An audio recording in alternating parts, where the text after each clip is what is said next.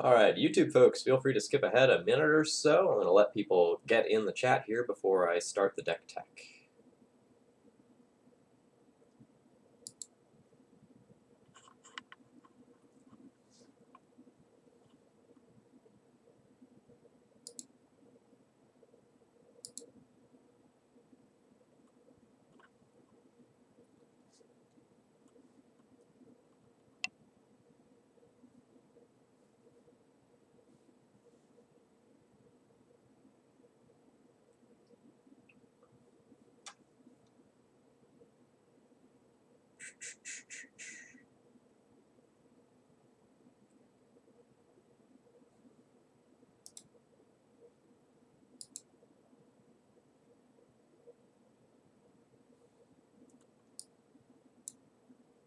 So before I get started with the deck tech here, I just want to say a couple of things. Number one, a new article went up on Thraben University yesterday. I had a guest tournament report. Number two, I got a second guest tournament report that I'm going to go and edit right after this stream gets done. So I'm hoping that later today, before I leave town, there will be a second guest tournament report up on Thraben University. I thought this would be a good time to really get the different opinions of various pilots and see what people have to say in this post Deathrite Shaman, post probe world. So I'm hoping to get that done after lunch. We'll see where it goes. Hey, I'm all about sneaking the Twitch from work. I'm all about that life. What do you think I do over my lunch hour? It's watch Twitch streams. Alright, so good morning everyone. My name's Phil Gallagher. I run Thraben University, and this year I'm a competitor in the Legacy Premier League, which happens every Wednesday night at 5 p.m. Eastern Time on Julian's channel. It's Julian. I highly recommend you check that out. Next week, Michael, I'm not 100% sure if the pronunciation is Bond or Bonde, will be playing, and he'll be on D&T, so if you're a fan of my content, that will 100% be worth your time. So today I'm going to be playing some blue-white Stoneblade. This is another donation stream. Yesterday I played a blue-white Stoneblade deck that did well at the Classic, but I just absolutely hated it. And so I defaulted to something that I'm comfortable with and I know. So this is my pre-ban list, except I took the spell snare that I had here and replaced it with an engineered explosives so that I could have a third main deck answer to Nimble Mongoose, because I think that's super relevant right now. And more generally, if there's going to be a lot of death and taxes floating around, and a lot of things like Maverick that are sort of mid-rangey, being able to sweep some of their early plays off the battlefield can be super useful and unlock your source to Plowshares to do more meaningful things.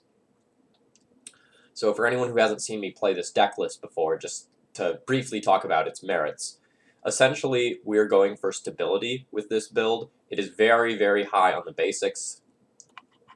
Effectively, we have 3 non-basic lands. We have 2 Tundras, just because sometimes you need that other color.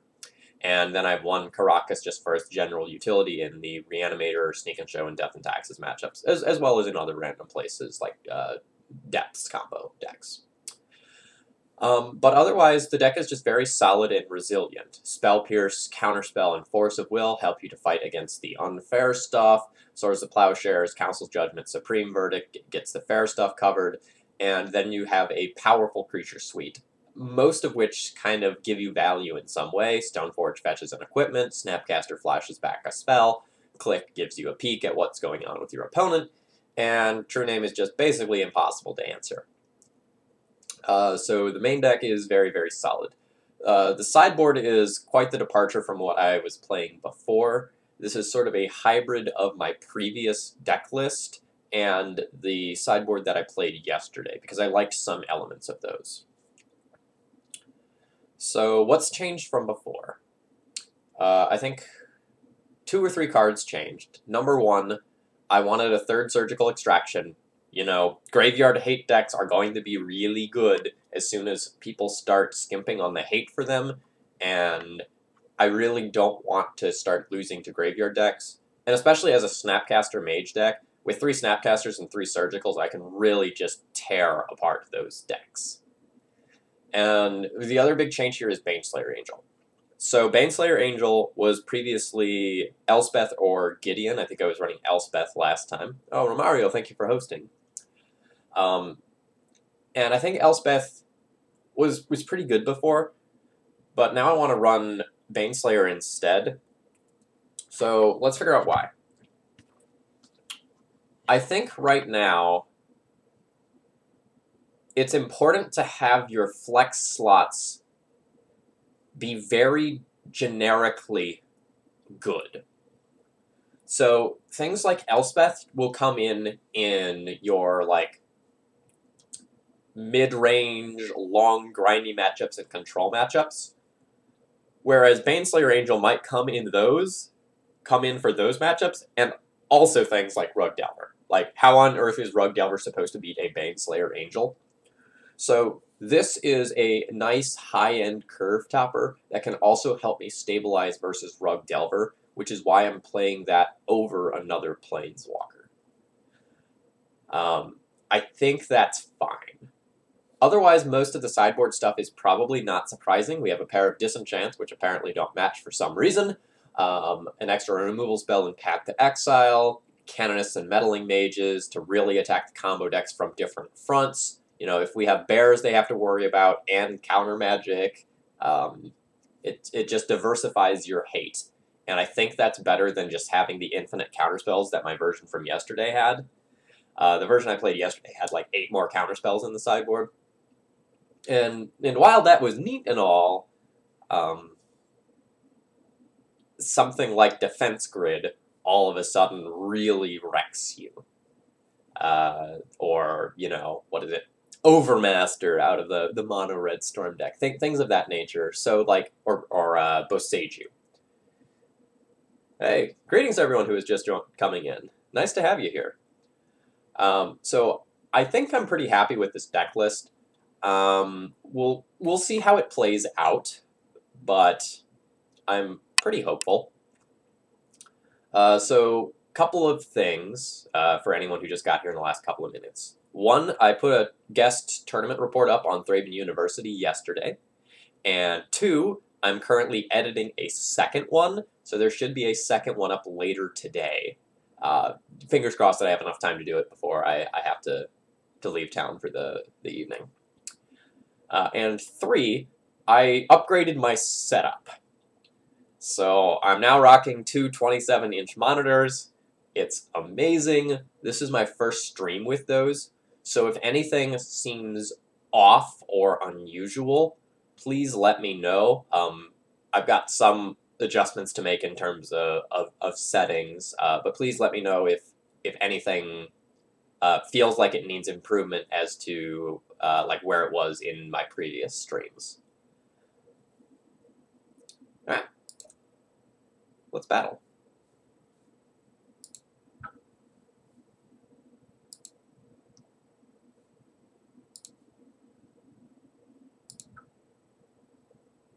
I played an Eldrazi stream last night. I went 3-2. I've really been liking Eldrazi. I have a 5-0, a 4-1, and a 3-2 with Eldrazi post-ban.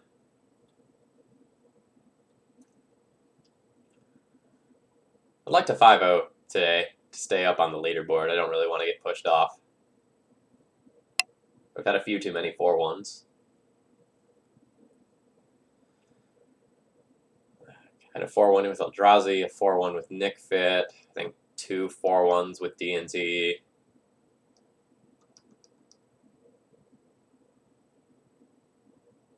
I think that's it.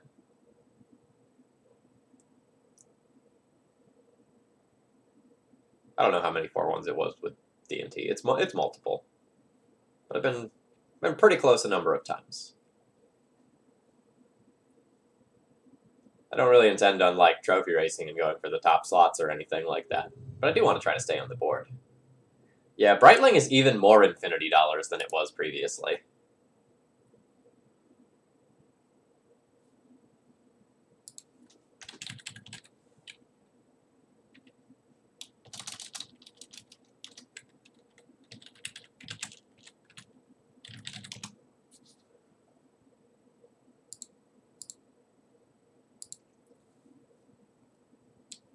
My opponent mulliganed. I'm going to keep this hand.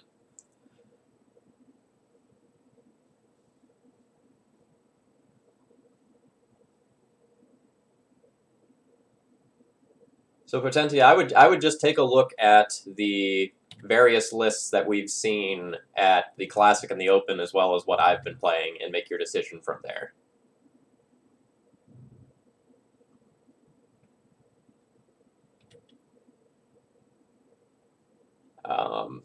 I have some personal thoughts on how the sideboard is supposed to look right now, and it's pretty weird. But I won't be sharing those until August 1st.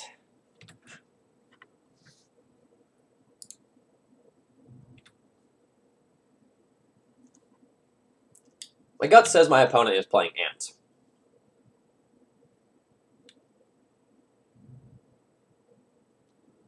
Let's see if I'm right.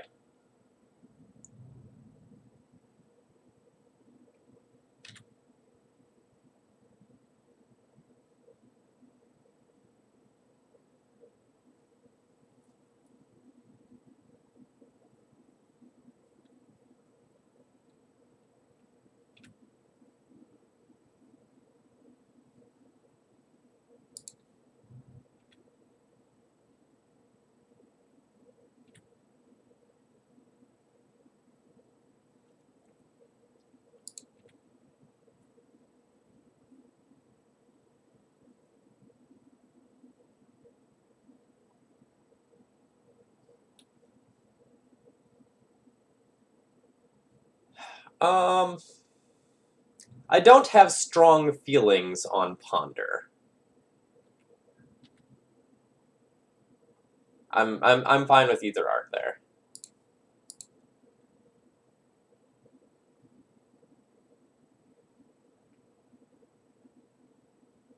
Holy shit, is my opponent gonna like ad nauseum in response to this Brainstorm?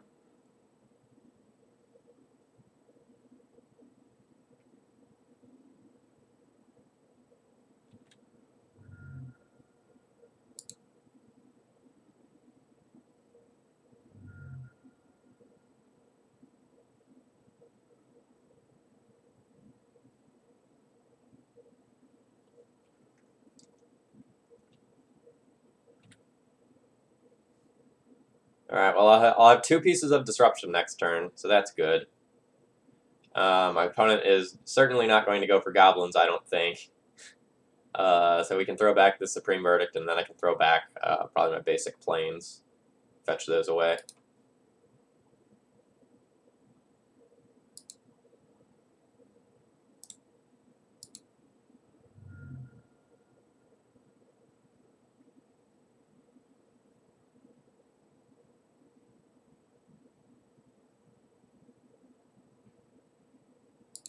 This probably isn't a back-to-basics game. We're probably done and over with by the time that happens.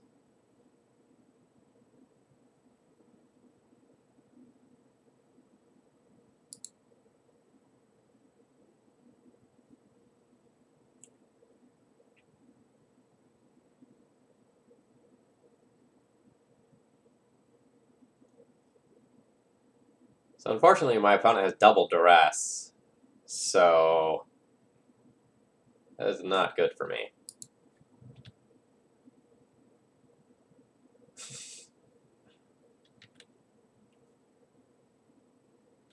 Yeah, opponent picked a good spot there. They played around like actual factual counterspell pretty well.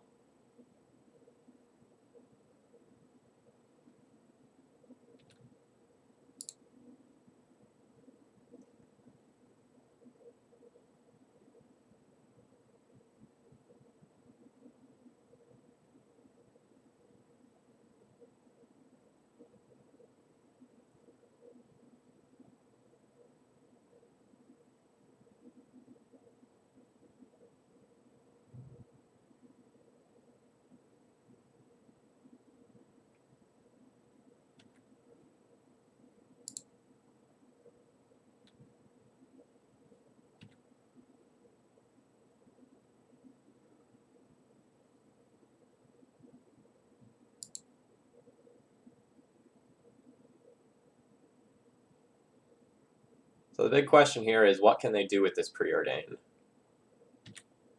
I don't think I want to force the initial Dark Ritual. It can buy me a turn, but that doesn't really get me anywhere. I think I'm better off hoping that they like kind of whiff with the Preordain and like can't get Hellbent for Infernal Tutor. Or that they can't just like go off and actually factually kill me after starting. Which looks like is what's happening. Because Dark Ritual would put them up to 4 mana, Infernal Tutor down to 2 mana, and then they can't actually go anywhere.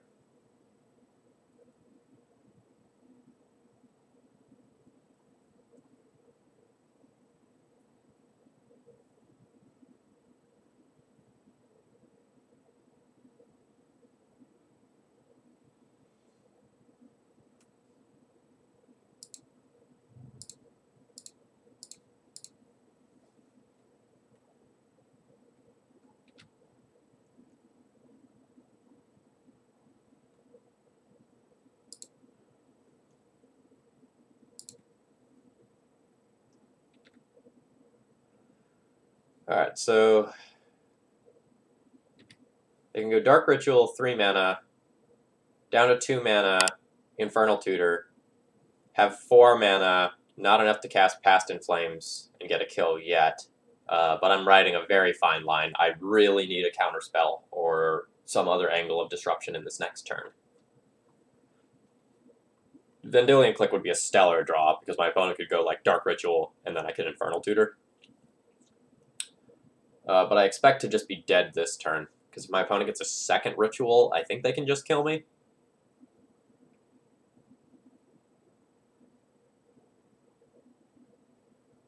Oh god. Yeah, that should do it.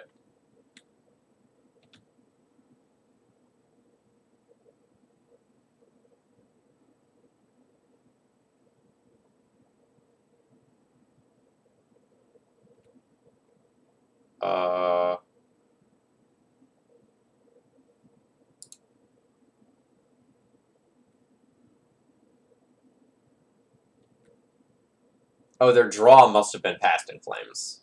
Oh no, they had a second Infernal Tutor, okay. I was very confused for a second there.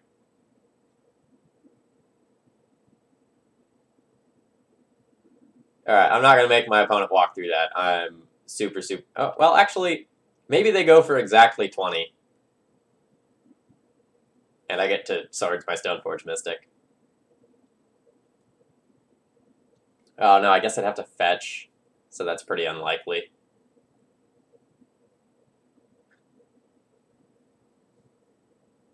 Yeah, okay.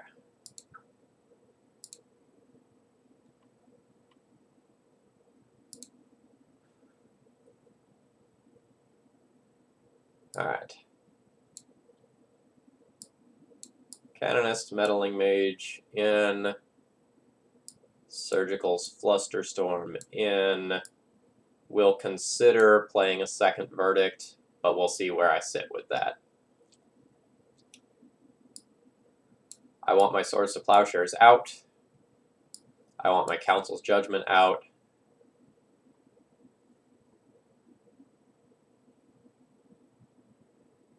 I could try to fight on the back to basics angle. That doesn't seem like it's really the best. My opponent can go off with just 1 or 2 lands somewhat easily.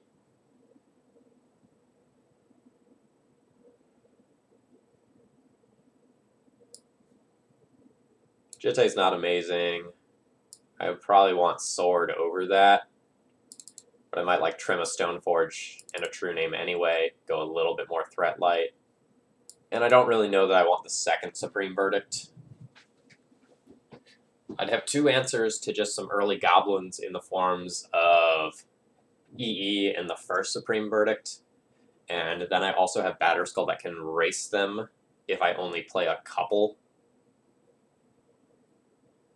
Most of my remaining cards are disruptive, so I don't really know that I need a second generic catch-all answer to the goblins. It's also 4 mana, which is just like an absolute ton for a matchup like this.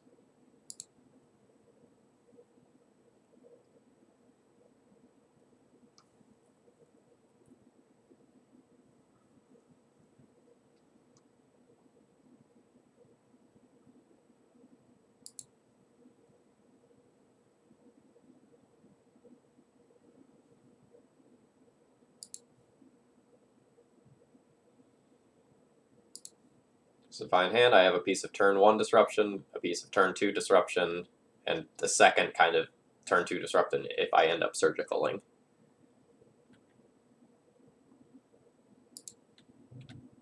I'm pretty likely to aggressively surgical something this turn. Like, if my opponent cantrips, I might just surgical the cantrip to see what I need to name with Meddling Mage. Because I can then Snapcaster surgical something else. And the information value that I can gain with this surgical is super relevant.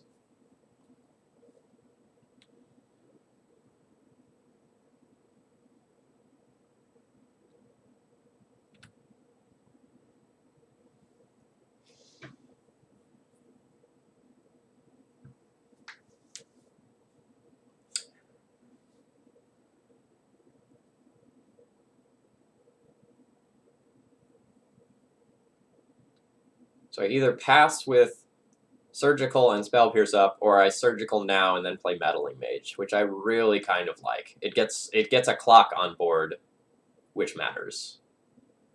This is super aggressive.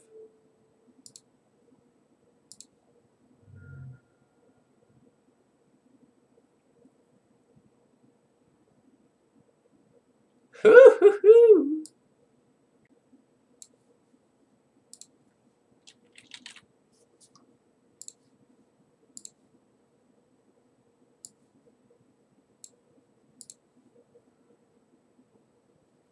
Alright, so what does my opponent have for me? A Carpet of Flowers,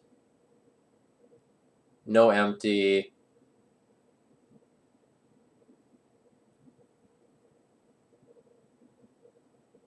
two decays.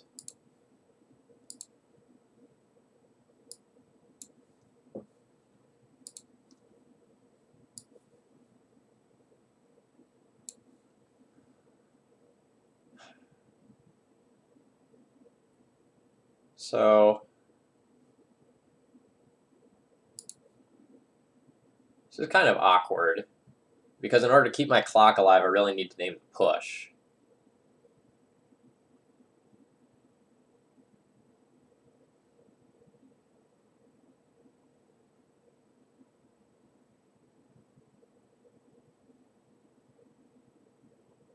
My opponent...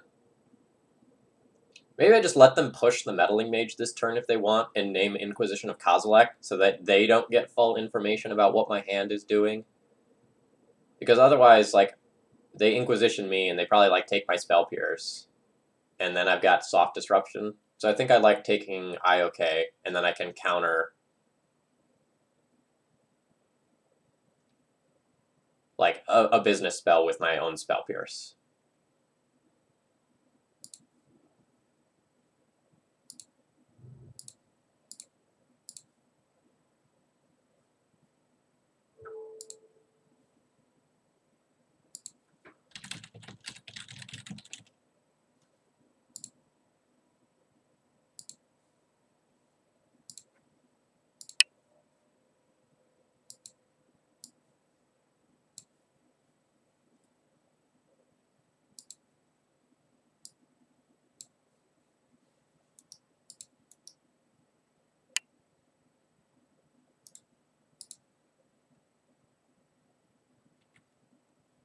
Yeah, if my opponent cracks one LED, all the stuff is going to end up going to the graveyard. Morning, Fizzler.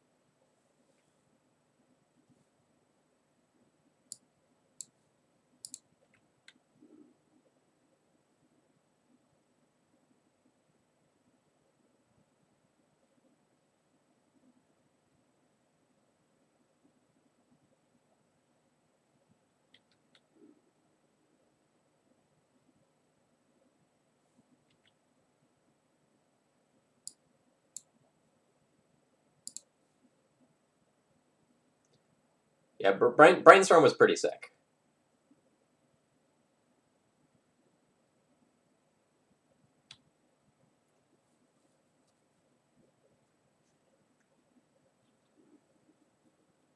So my opponent will keep me off of a clock.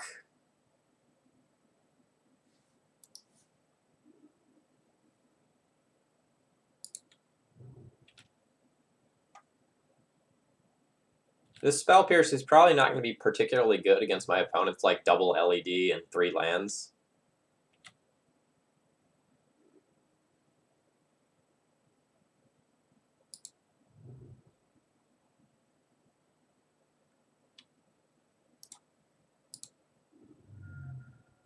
Oh yeah, our hand sucks. Because our hand sucks, I'm tapping out for Jace. And if my opponent can go off right here on this next turn, that's fine. But I need this in play. So I don't really want these 2 cards, but I want to hide Counterspell and put it on top. So I'm going to put the Jace 2 down and then play Counterspell here. I'm playing True-Name. I think Queller is ambitious.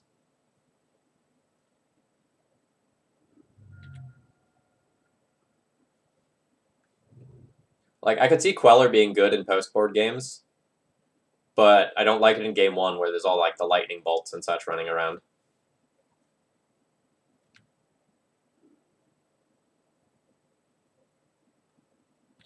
I haven't forsaken Death and Taxes. I'm doing donation streams.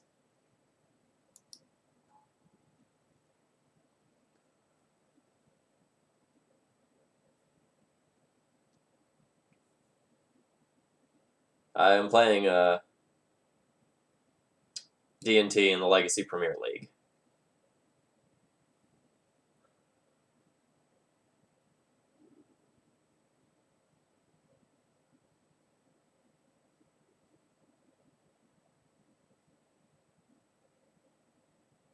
Am I missing something? Is my opponent trying to brainstorm into a kill?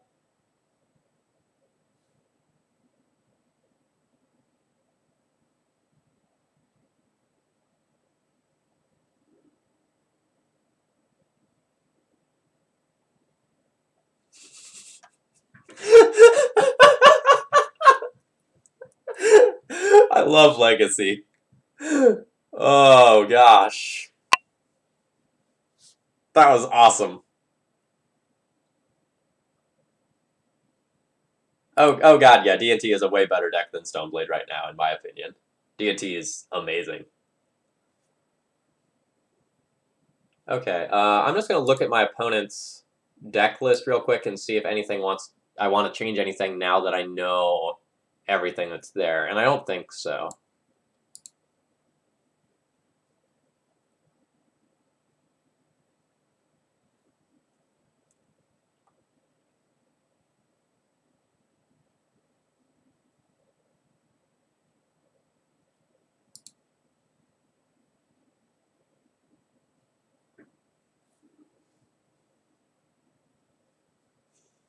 Deal.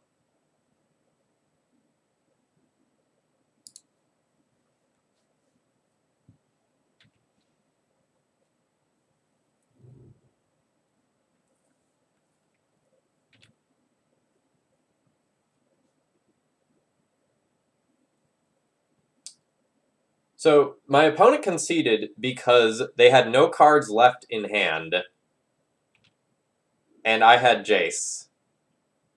So, that's a fair concession.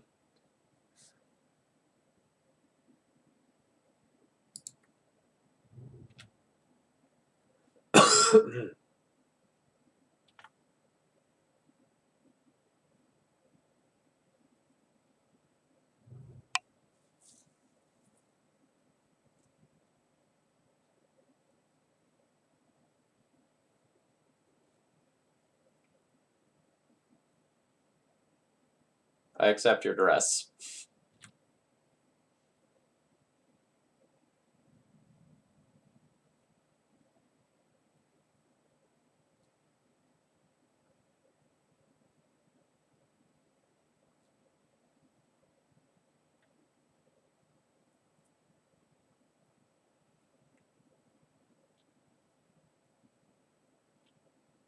Yeah, I've really enjoyed watching the price graph on Brightling go like, whoop! And I've also enjoyed everyone going, Brightling is terrible, and then changing their mind 2 or 3 days later and going, oh my gosh, Brightling has the future of Legacy. It's been super enjoyable for me.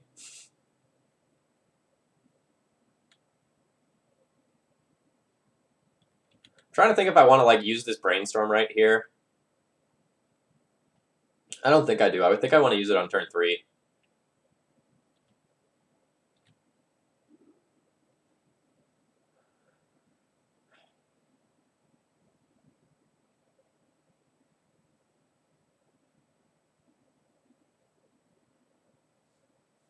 So Fizzler, I'm running the Baneslayer so that it can come in versus Rug Delver as well. I think I'm going to do the same thing. I'm going to Surgical either Preordain or Duress. I think I want a Surgical Duress. But I'm not 100% sure. Like, there's an argument for both. Preordain helps them kind of, like, fight through things better. Duress will let them pick away at, like, my Surgical Brainstorm and future counterspells. So I think I get Duress.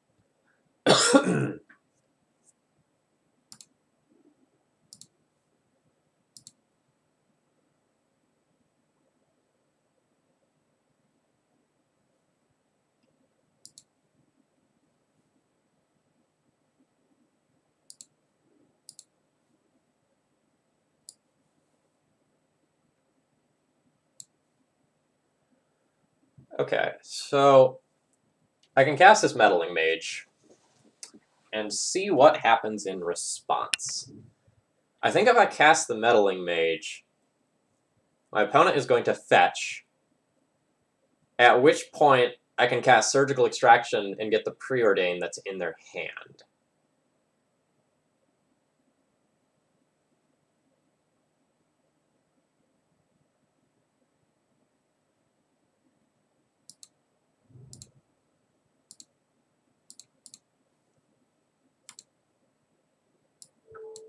Oh no, they did not.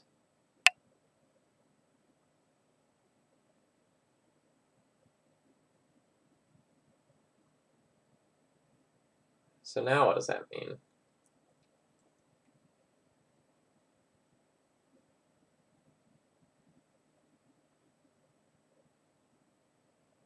I think I'll just name Fatal Push and keep my clock alive.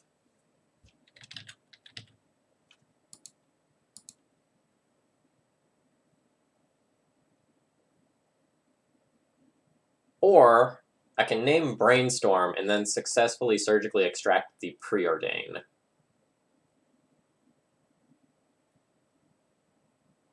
If I do that, then I effectively surgical the Preordain, get that out of there, and force them to use the push on the Meddling Mage, so I kind of get 2 cards by doing that.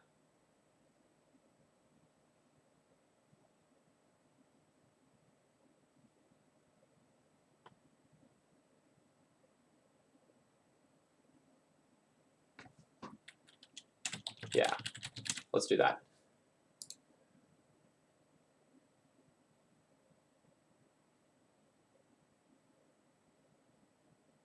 I don't know that I'm actually going to keep the sword, though. Like, I kind of want to Brainstorm that away and just find counter magic. But I guess, like, I can keep my clock. My opponent isn't close to going off.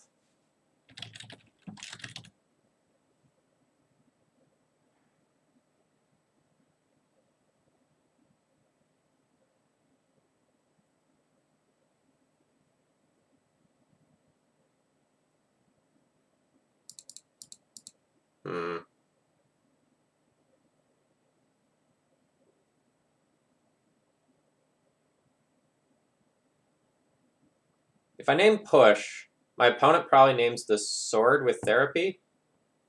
If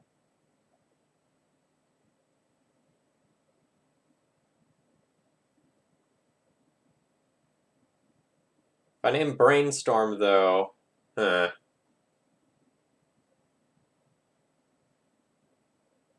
Right, but my opponent is going to push my idiot, and then I'm going to get my Brainstorm back. This is a super interesting spot.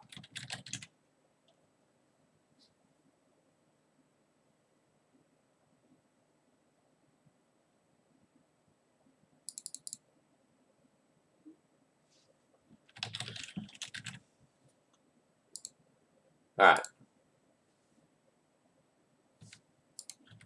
That was a really tough decision. I don't know that I did it correctly.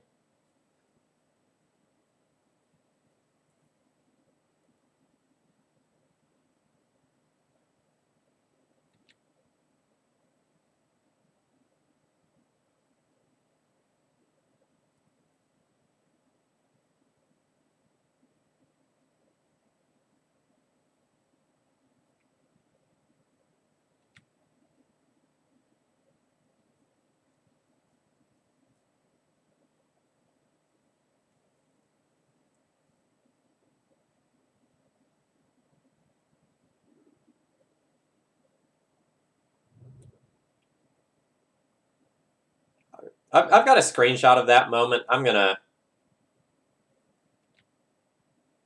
go back and think about that a little bit more later.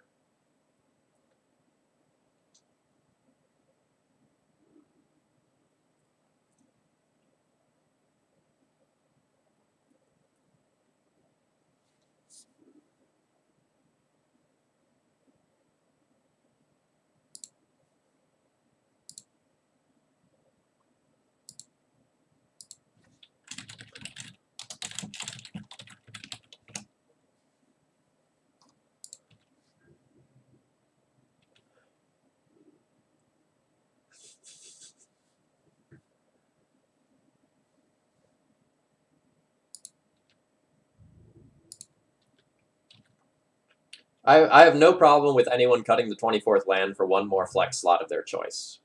That just makes sense.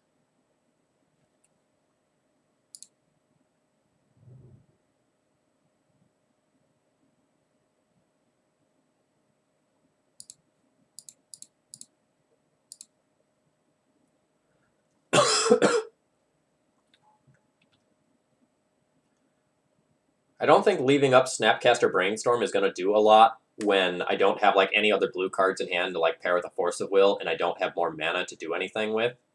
So I'm A-okay with just tapping out for the sword and using that to draw into more disruption and increase my clock.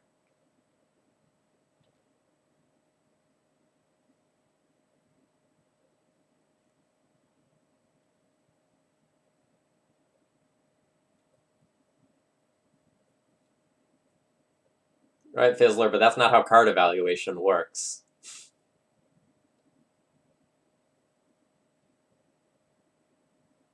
Like, when you're evaluating a card, you look at how it is, you know, generically in the metagame, not versus, like, how it is versus the, like, deck you play.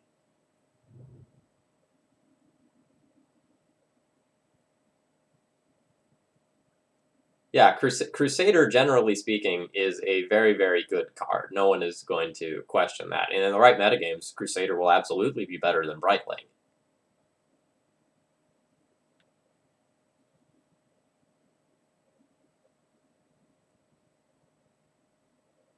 Sure, Tipsy, but when we're talking about, you know, deck lists, generically speaking, we mean for, like,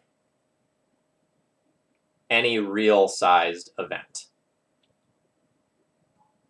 That Xantid Swarm is not going to do what you want, opponent, unless you have a Decay.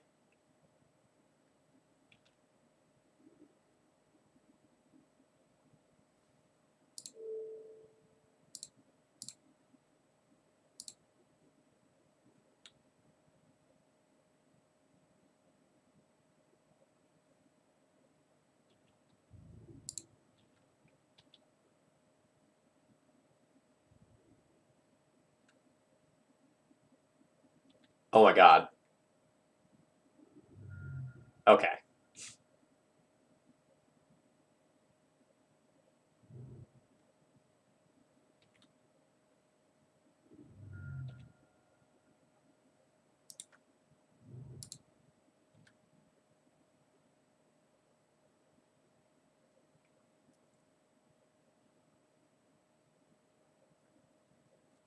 Okay, just decay on the Meddling Mage.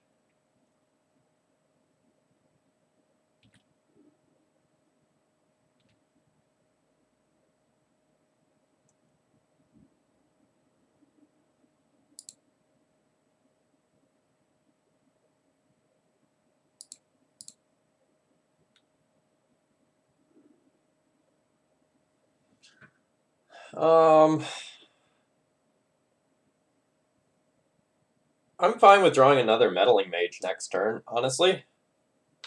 I'll just name a critical card, and I can take a peek with Surgical and figure out what I do need to name. That seems fine.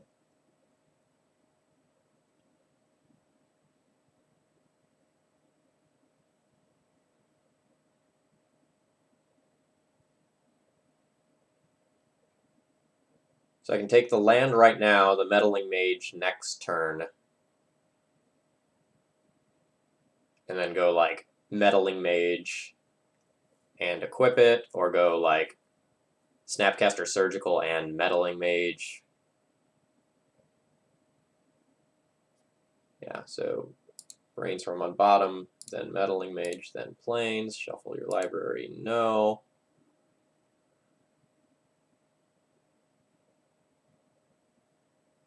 I don't think my opponent can go off on 2 cards. But I do think I want to use my Surgical right now. Let's get the rest of their Brainstorms out of there. This will let me know what I want to name with Meddling Mage. Alright, so they have Dark Ritual and Fatal Push.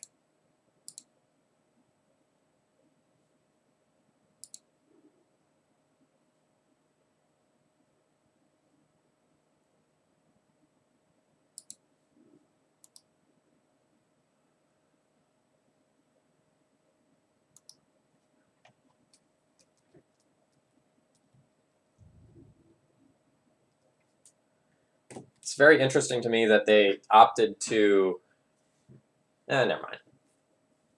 It's not that interesting.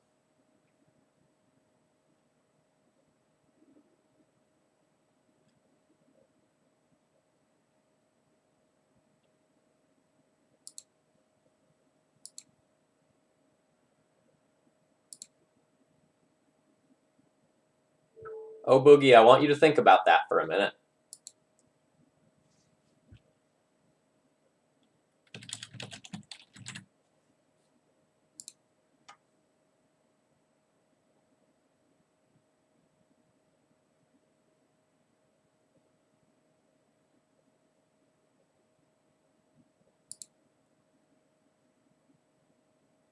You know, honestly...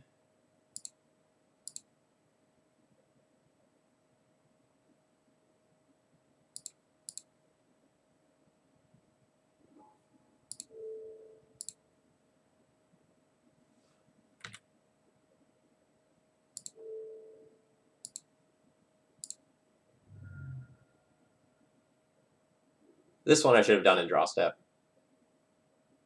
Oh, JK, no more preordains. I should have checked that before.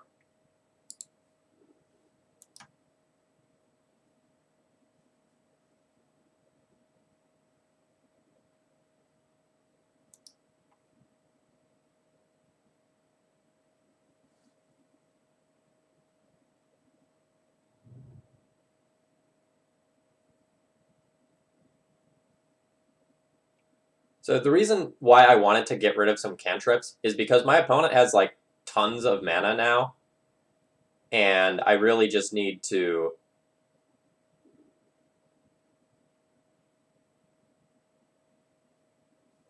I don't think I want to Brainstorm yet. Sorry, to finish that thought, my opponent has tons of mana, and I have a decent clock, so I just need to make sure I don't lose. and them smoothing out their draws would be the thing that would give me the most harm. Alright, well now I can hold this Brainstorm up.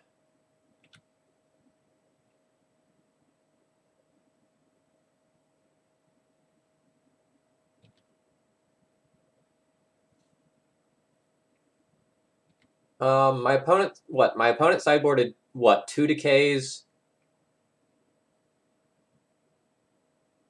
2 Pushes, 2 Xantid Swarms, 1 Carpet of Flowers. I mean, that's a decent number of cards.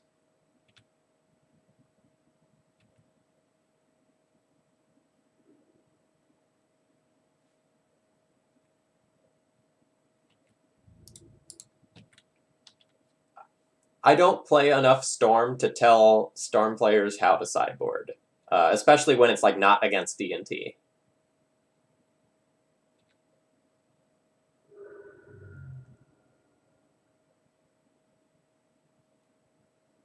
Um, 4, 5, 6, 7, 8.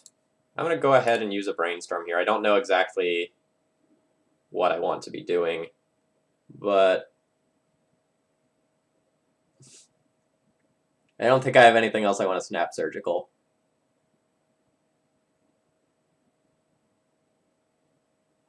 But I could be wrong, so I'll keep the snap in hand.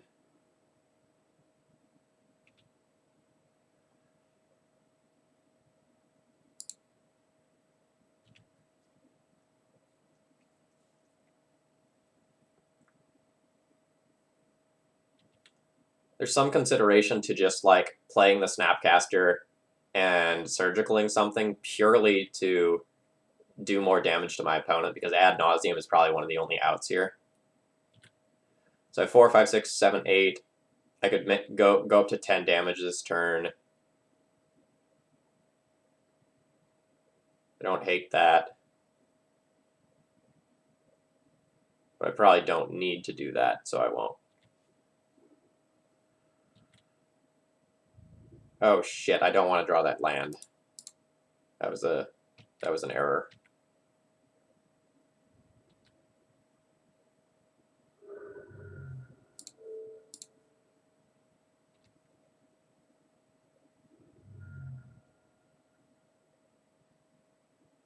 So now I think I'll Snapcaster Ponder on my turn to try to find one more piece of disruption.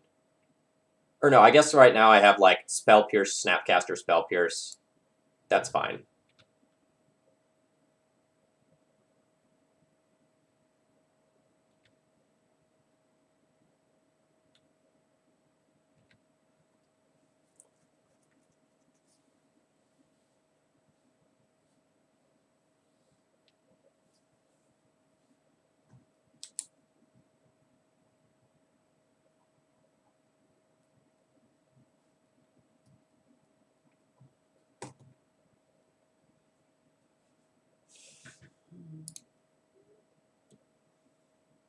Yes.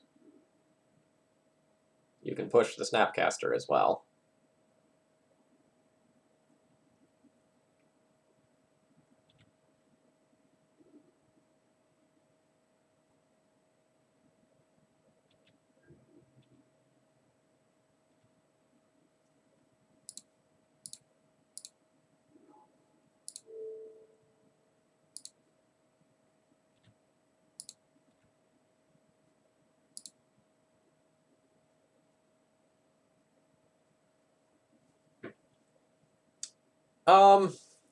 I don't think pushing right at that exact spot is bad, right? They're obligated to push or I die.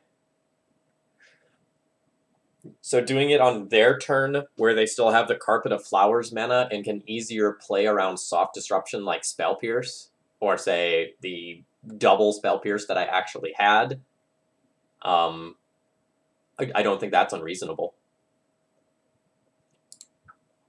Like, say my draw for turn was like actual Counterspell and they waited, that would be disastrous. So I would have pushed at that spot.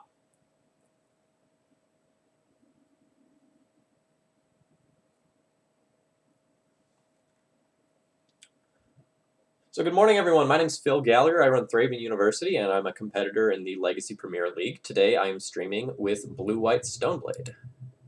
We are currently 1-0.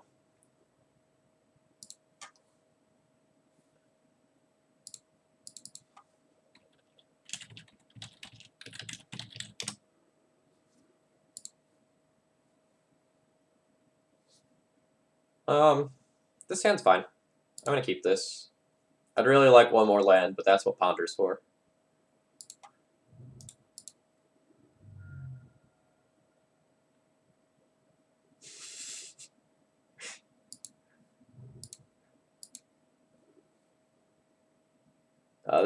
This is just about perfect. I will be taking both of the lands.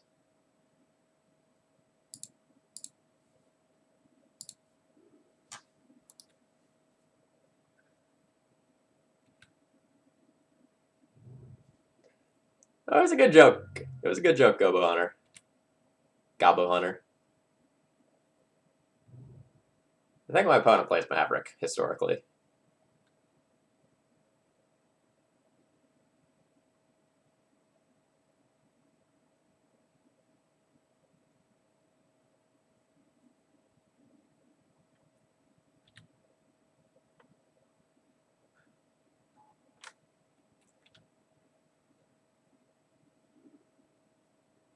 I think I want to see if I can find a basic Plains and then Swords to Dryad Arbor. Awkwardly, if I miss, I don't have my Force of Will up.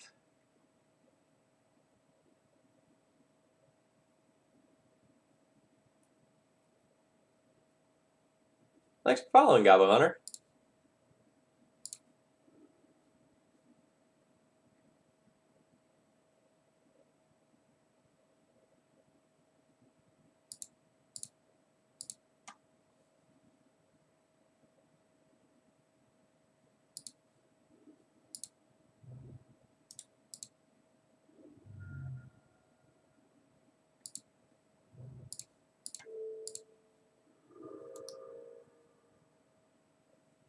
No, Arkin, this is just my first match. Or, this is my second match now. I am filled with all of the regret. And I have to Council Judgment away that Sylvan Library because I don't have Force up. And I have to fetch a non-basic, which is something I try to avoid doing in the Maverick matchup if at all possible.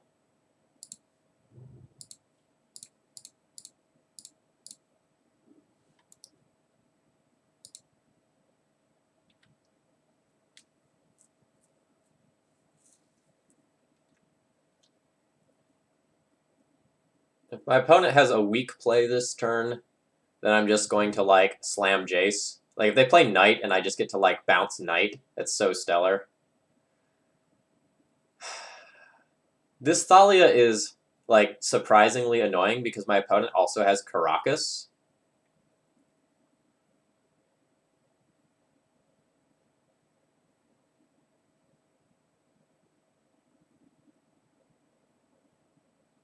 I don't really want to force this.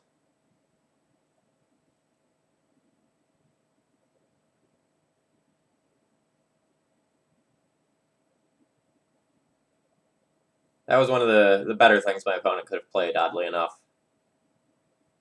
I think I'm going to force this and try to, like, slam Stoneforge Jitte.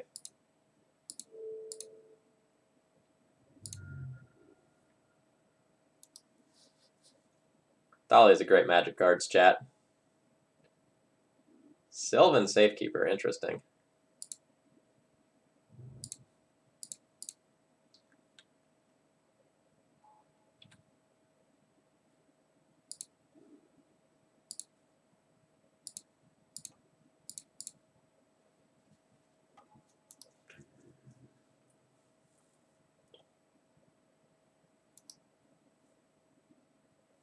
All right, opponent, what do you got for me?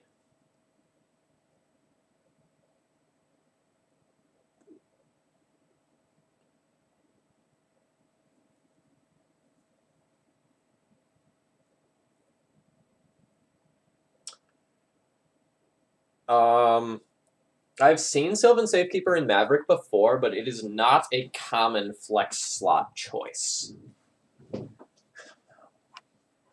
Like, it's a sort of card where you, like, often play, what's it called? Like, Scrib Ranger in that same sort of slot, because, like, Scrib Ranger and Mom can do some really disgusting things.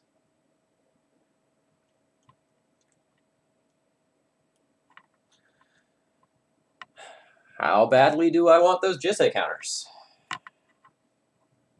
Because I can just crash in with Stoneforge right now and get 2 Jitte counters, and I can use that to get rid of the Sylvan Safekeeper, but in doing so, I would make the Scavenging Ooze bigger.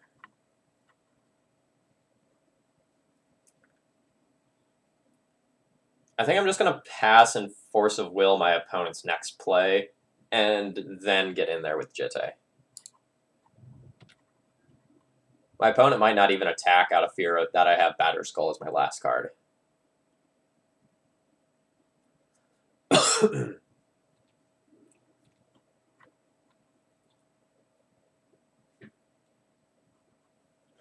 Justin, I don't like Cavern or Canopy in D&T right now. I've never liked the life loss of Canopy. I think it costs you too many games. And I don't think Cavern is good in Brightling builds. I also just want to have, like, 12 basics in my deck right now with all the Wasteland decks that are running around. There's a lot of, like, Loam, Maverick, D&T, Rug Delver.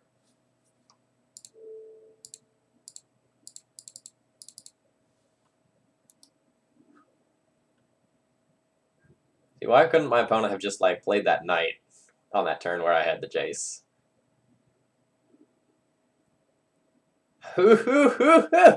Man. What a draw. What a draw.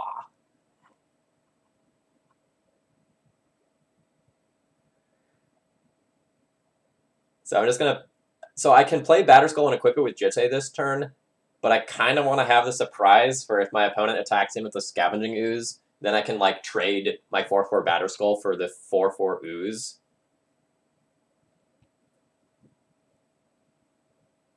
It's disgusting.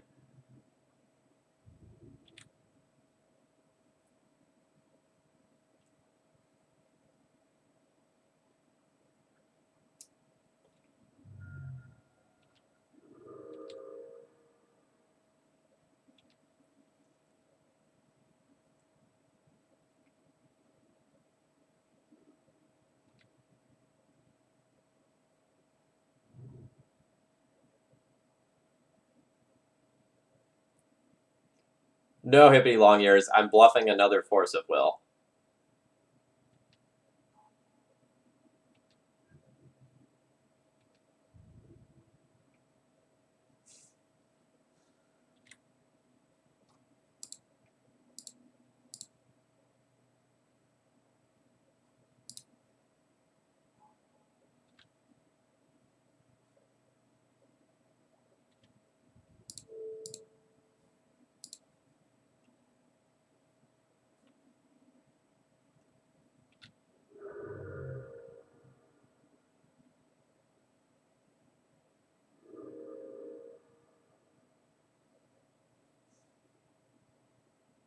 So my opponent can only grow the Ooze to a 4/4.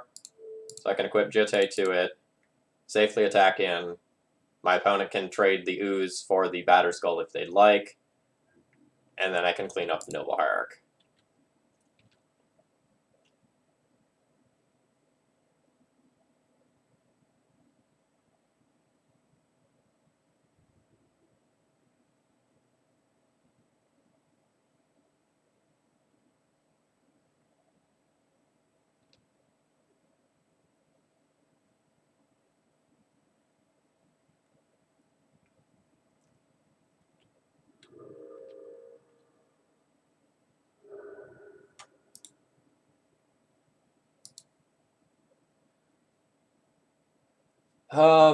Do I need to clean up the Noble Hierarch? I don't think I need to.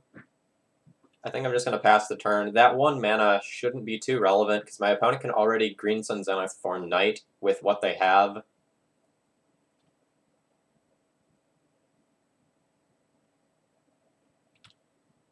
So I'm just going to pass.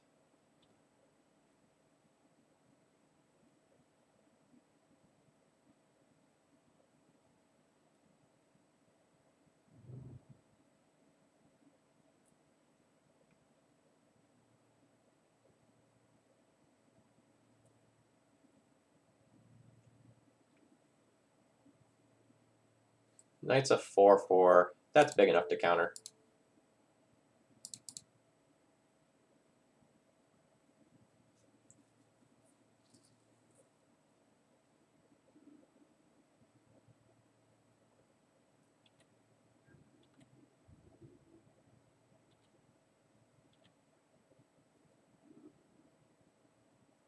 Spell Pierce isn't really great right now.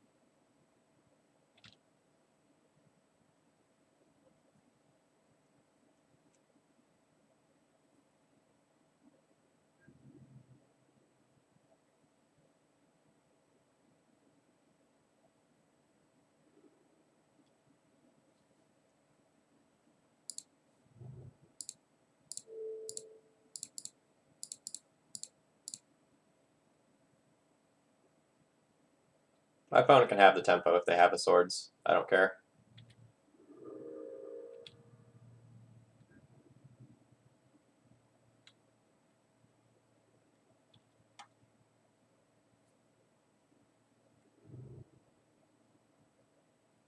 The Jugabog's kind of annoying.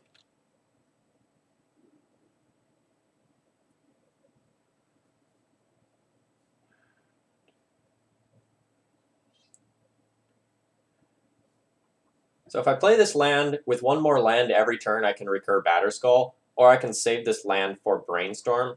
Since my opponent does have legendary creatures in their deck, I lean towards actually playing it out. I equipped Batterskull to Baneslayer yesterday. I hope to do it again today.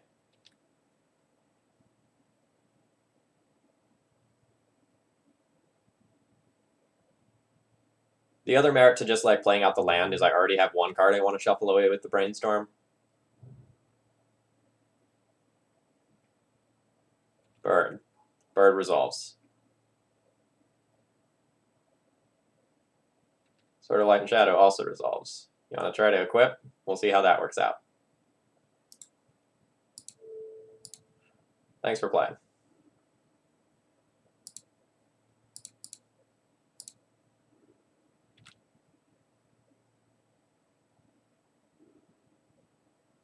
One, two, three, four, 5. 1, 2. I'll ponder before playing the Batterskull. Ooh.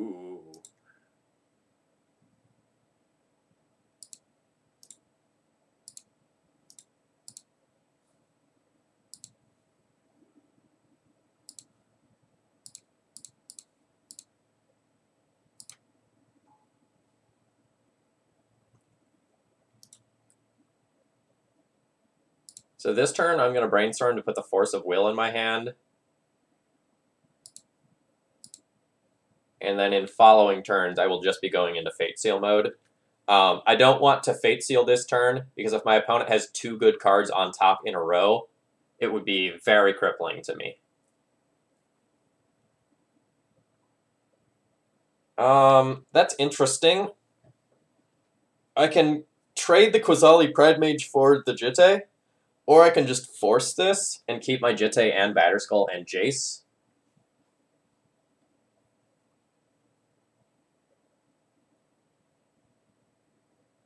But is Batterskull plus Pride, like Batterskull plus Jace better than, and like Keeping Force better than? I want my Jitte. I think.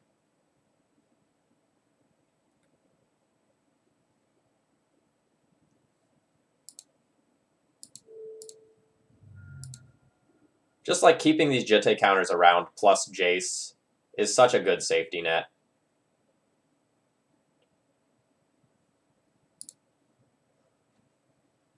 Alright.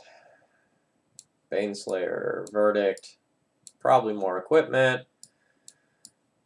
Disenchants for Library, and maybe Path. What don't I want? I don't want these Spell Pierces. Back to Basics is medium.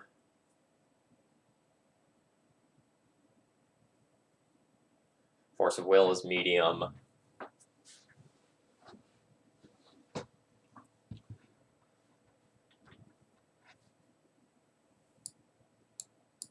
If I just go like this, that works for my numbers.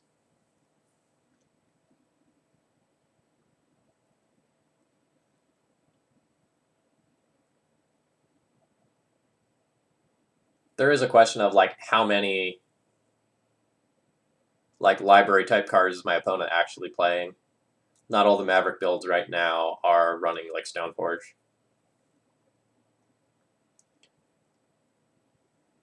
Yeah, I've seen Goblin Trashmaster. That card is insane. I love that card. That'll be in the main deck of any Goblins list that I play.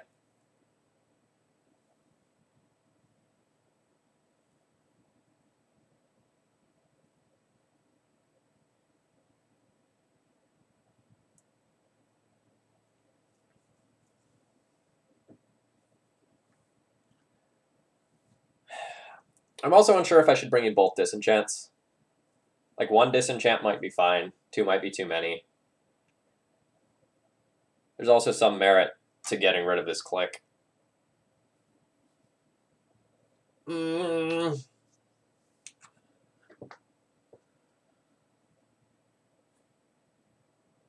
I run Force, I'd rather run a couple of Forces than just like a singleton Force. So I could see myself trimming clique and only playing one Disenchant to play two Forces. Or since I haven't seen a Stoneforge Mystic package, I could say just like the heck with the Disenchants and play 3 Force of Wills to help fight against like Bomby Planeswalkers and things of that nature that my opponent might have from the sideboard.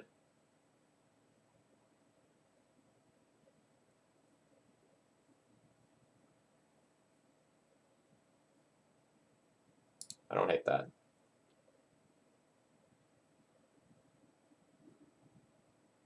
I think it's very easy to say that Goblins is better than it has been in the last couple of years. I think that's the best way to put it.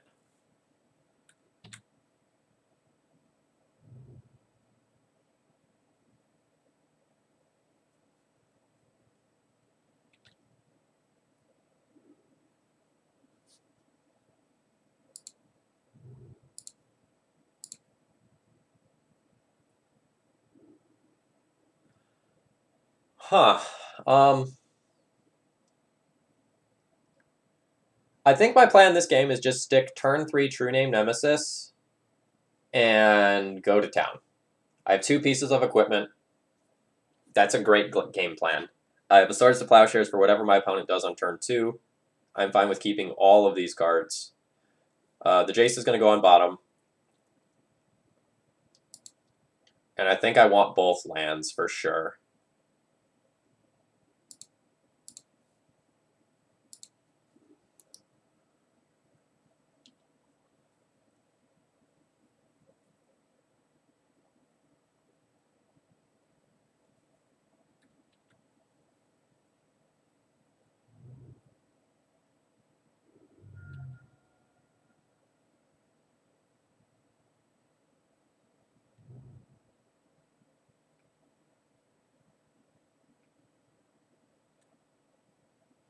Library is strong.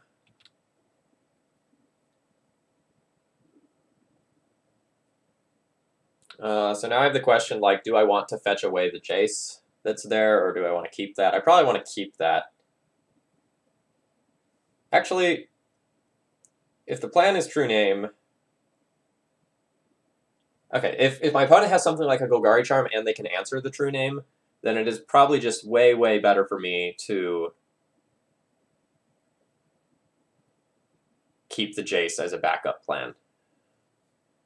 And that means I'll play Plains this turn, and I can either hold up Swords to Plowshares or just slam my Jitte. And I think I'm just going to put this on board, get my opponent thinking about it, and kind of like tax their lines, make them afraid of committing creatures to the board.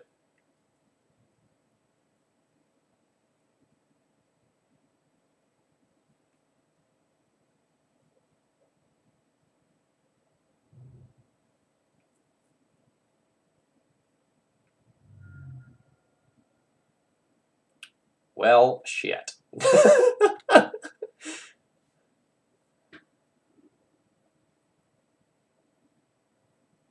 That's not bad. That's not bad, opponent.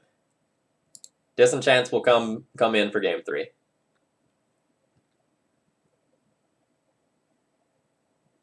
Alright, so current plan is play True-Name Nemesis next turn. And just put Jitte on it using Karakas and Plains. Hopefully draw one more Plains.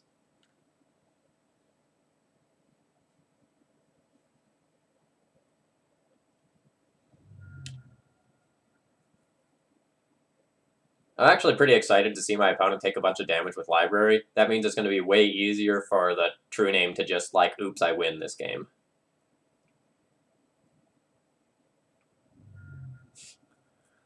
More backup, choke!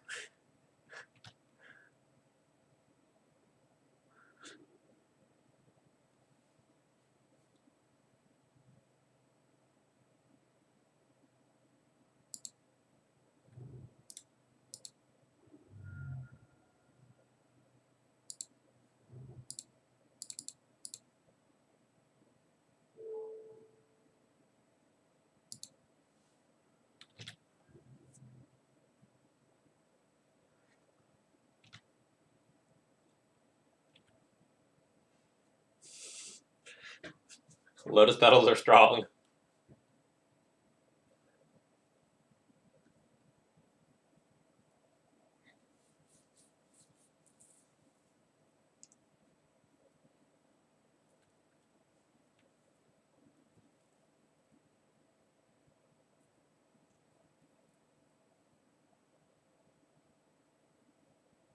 So I have my opponent on a 3-turn clock, assuming nothing changes.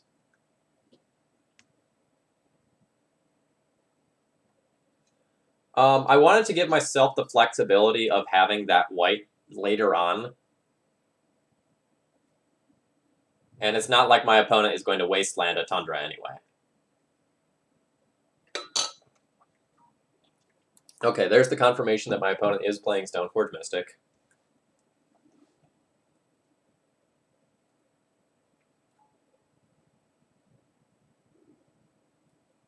And that Force of Will is just a touch late.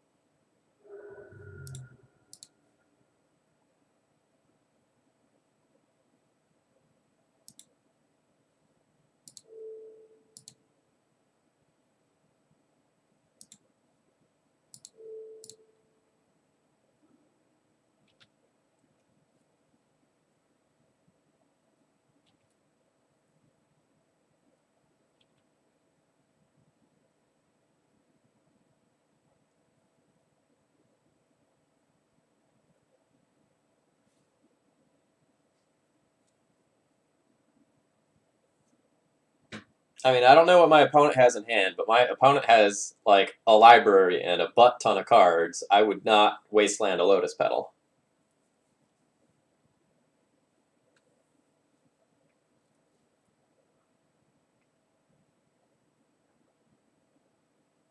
Green Sun for 2 would be for a Pride Mage, so that's gotta go.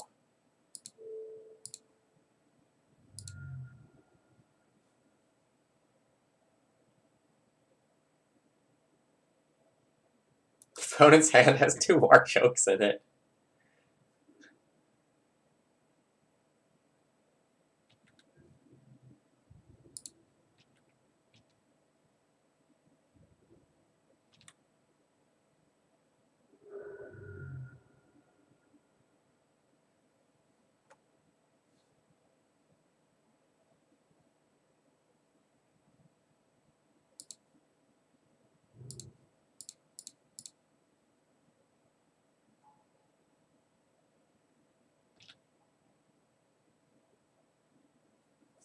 Alright, so I have 7 damage 2 different ways. So this turn is find a way to answer True-Name Nemesis or die.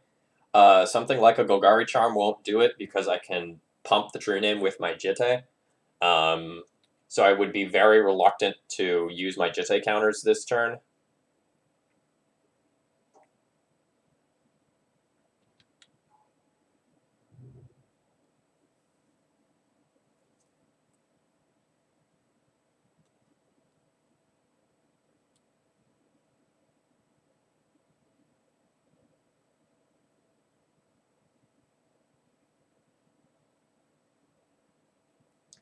So my opponent could have played their turn differently. They could have, like, wastelanded me off of Karakas to...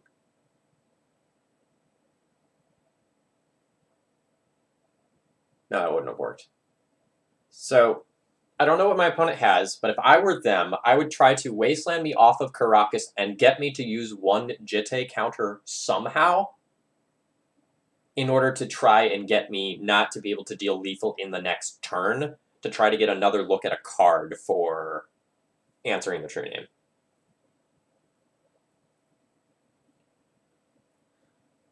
So they could have, like, artifact removal plus wasteland on Karakas. That would have done it.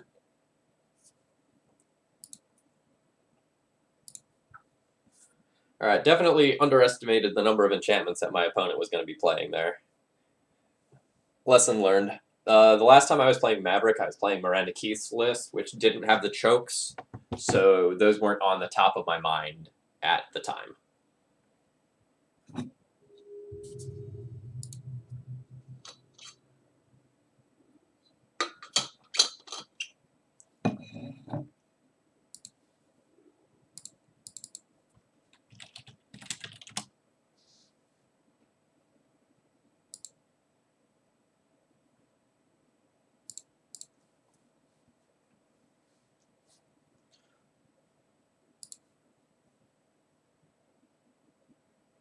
Sneak and show? Okay. Historically, I thought my opponent played a bunch of, like, weird control decks, like Standstill.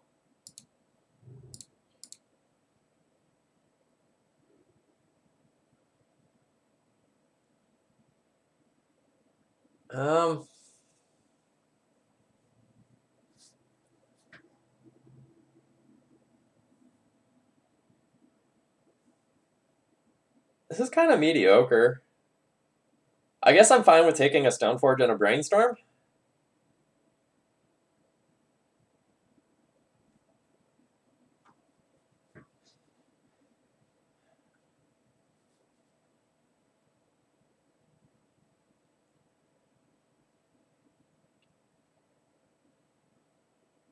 I'm not thrilled with this Ponder.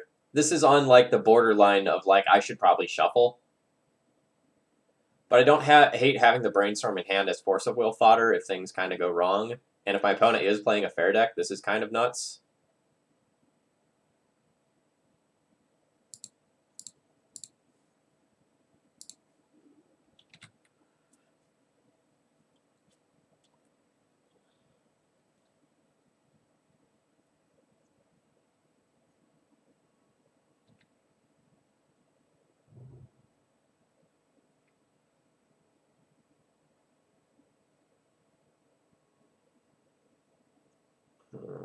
I'm fine with the Goose being loose if I have double Stoneforge Mystic.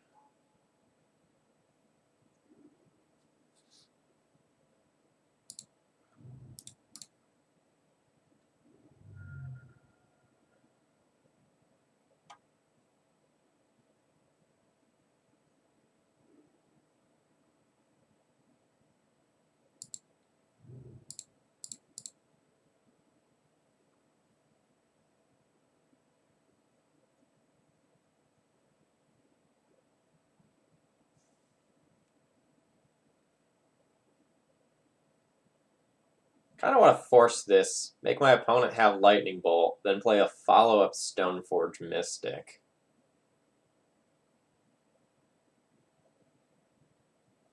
If that one doesn't work out.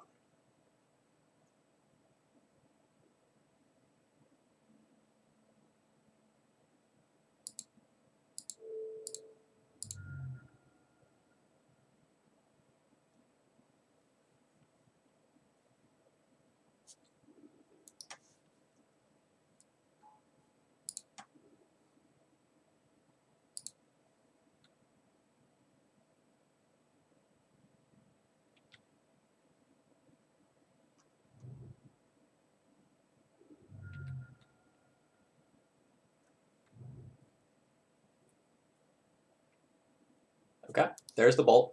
I accept.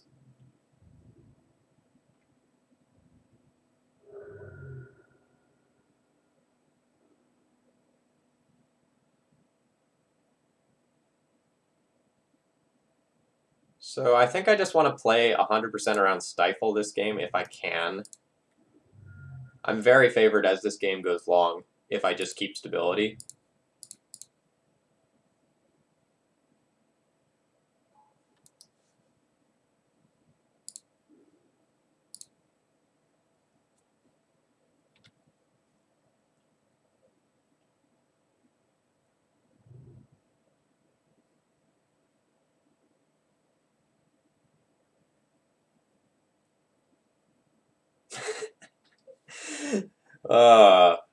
So for anyone like wondering why Stoneforge is good right now, it's this, right? Like this whole like Culligan's Command era is dead, and Stoneforge can just take over games again.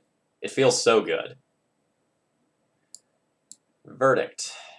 Baneslayer Path. Fluster, consider Sword. Probably board Force of Will's out. It's so bad against like Daze and Spell Pierce.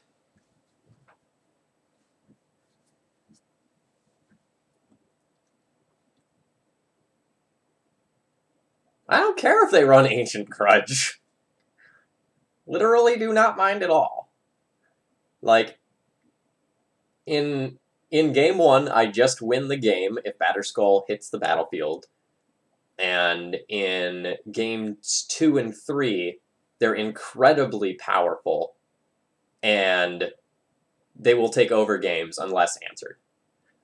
So Eli, I think blue-white is significantly better because, like, look at the number of basic lands I get to play here. Like, I have 5 basic islands, 4 basic plains, and most of my fetches get them. So I really get to go and play around effects like Wasteland and Blood Moon very, very easily.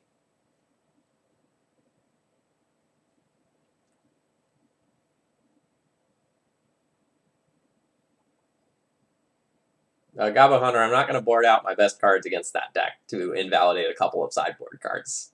I'm not going to do that. So how do I feel about back to basics versus this deck? Like, it will make all of their lands not untap ever, but it's kind of a tempo loss if I'm behind on board. So where does that stand? I mean, you know I love Baneslayer.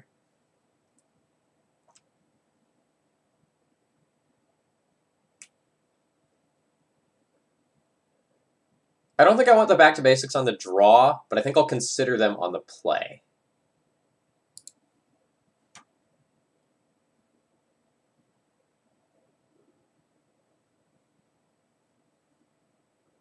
Justin, I like the Lightning Plains.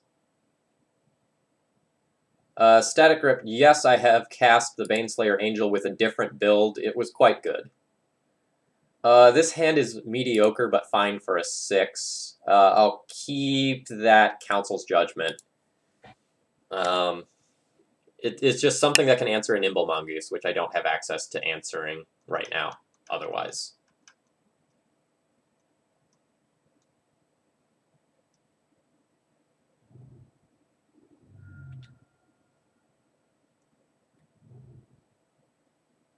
Justin, I believe that is Odyssey. Hey, there's that Mongoose I was worried about.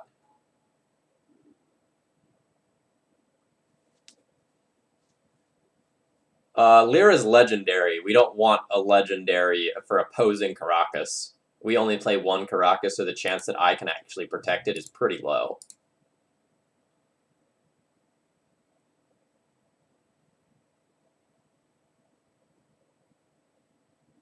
If I were my opponent, I would daze the shit out of this Ponder. Well,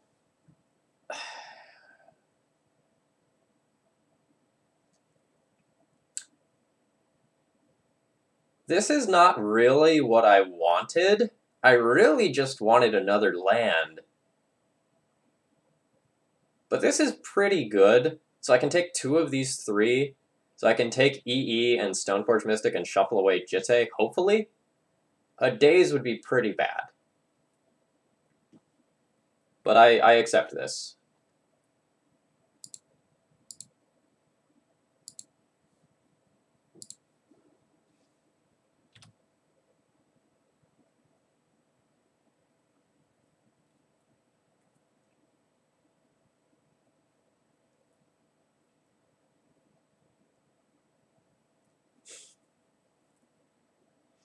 I see what you did there, Red Panda.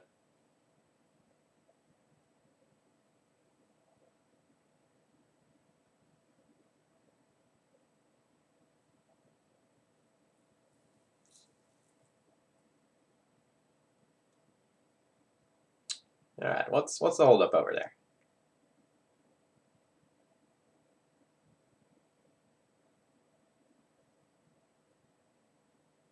I always forget who's in my group besides Julian, because Julian is, like, the one that I have my attention focused on. Julian's in my group, so I failed to dodge him the first time around. Hopefully I just don't get paired against him. That would be awesome. Let me look.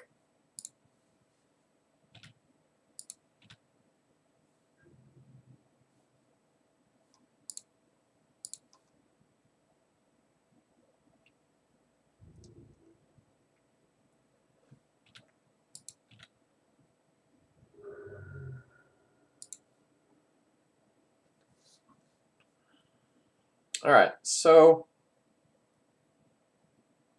I have some choices this turn. I can play EE on 1 to play around Daze, but that could get Spell Pierced. I can play Stoneforge Mystic to shuffle away the 3rd card down that I didn't want, which is the Jitte. My Stoneforge Mystic is so much worse if I don't play it this turn that I'm going to go for the shuffle attempt.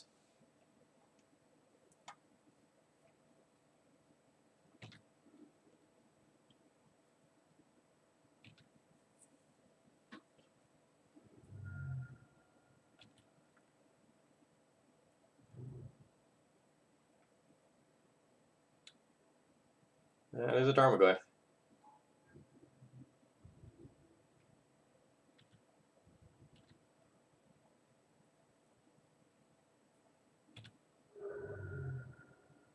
So now I draw this Jitte that I don't want. Yeah, Goyf is a big boy.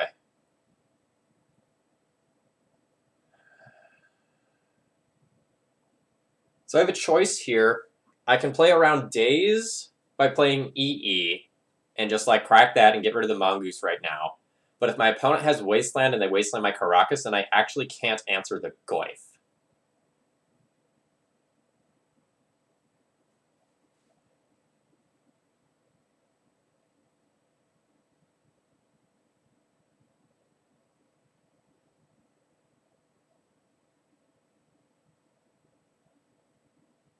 The Council's Judgment is likely to walk into daze whenever I cast it anyway.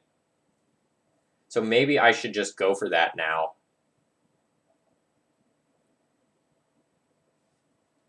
I think if the Goyf lasts too many turns, my chances of winning are just going to, like, plummet. Oh, great. That's awesome.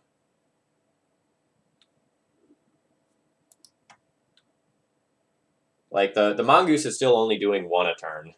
And there's a big difference between being on an 18-turn clock and, like, a 4 or 5-turn clock.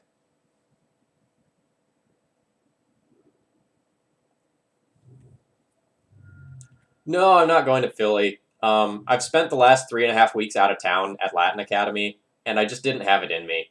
Like, I couldn't do a 6-hour car ride, play 2 days in a tournament, do a 6-hour car ride home. I didn't have that in me. So tonight I'm gonna...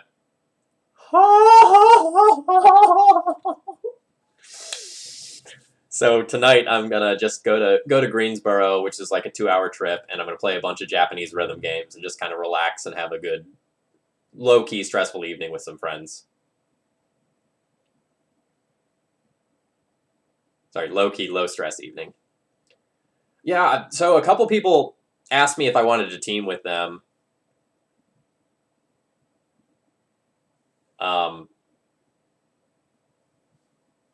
And it was really tempting. Please don't have force. I can't. Oh my god. If they had force, they would have gone up to threshold and whacked me for 6. And we're cracking this right now to play around Stifle. Whew. Yeah, the last 2 turns have, like, literally gone perfect for me. That is less perfect. Do I have any answers left to that? Okay, so I can Snapcaster Council's Judgment. Or I have 2 Supreme Verdicts. Or I can just play Baneslayer. Alright. I'm now aware of what I need to do.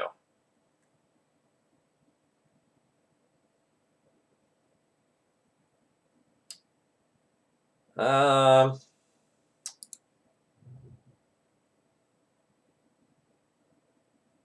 don't think I want to play my Jitte here.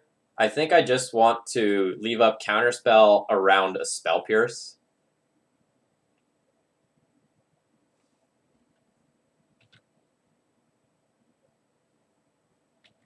No, they don't always run TNN. That is not correct.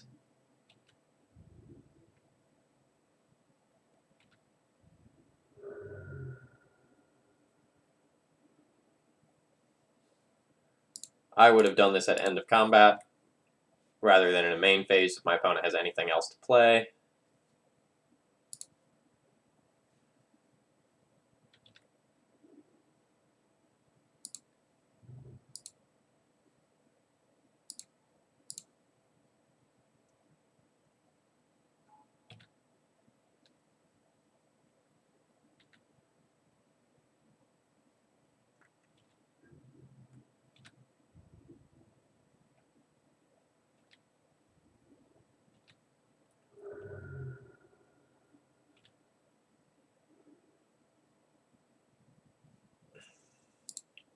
Let's see if I get stifled.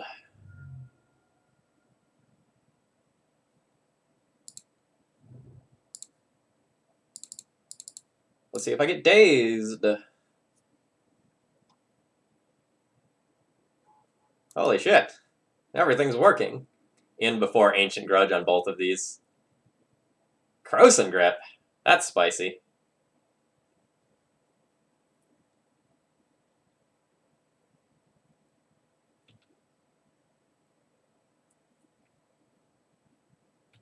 I don't care about that Tarmogoyf. I've got a path for that.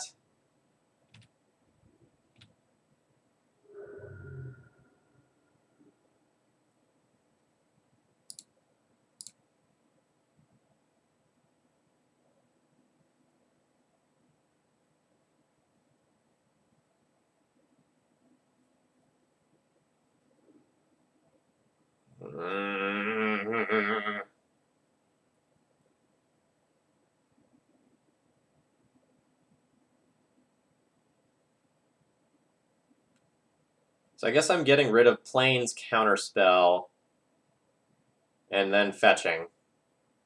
Trying to find my Supreme Verdict. No, Potentia. If I have Prelate in the main deck, I take it out as well.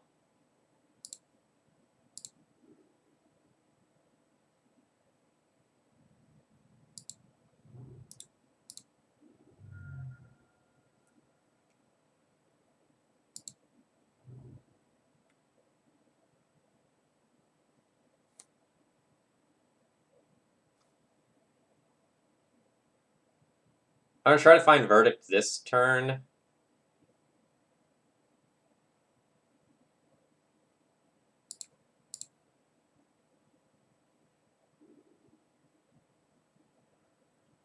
That's not great.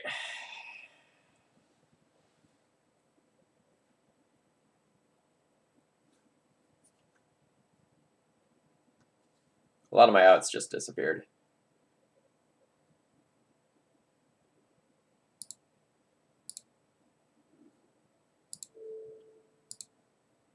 Go ahead and path this now. Play the path around both Spell Pierce and Daze. And then I'll ponder and probably shuffle. I'm looking for just a very few specific cards. Basically just Supreme Verdict. Snapcaster Council's Judgment is an answer to True-Name Nemesis, though. Okay, alright.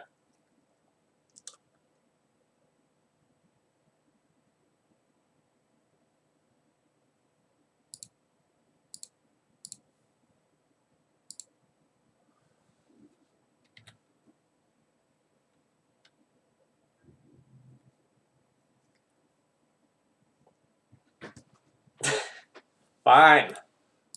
I worked so hard. I worked so hard. Morning, Ken.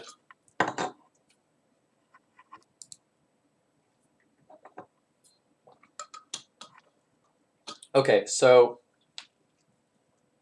now I know that my opponent is playing big things like Krosan Grip and True-Name Nemesis. That might incentivize me to play back to basics when I am on the play.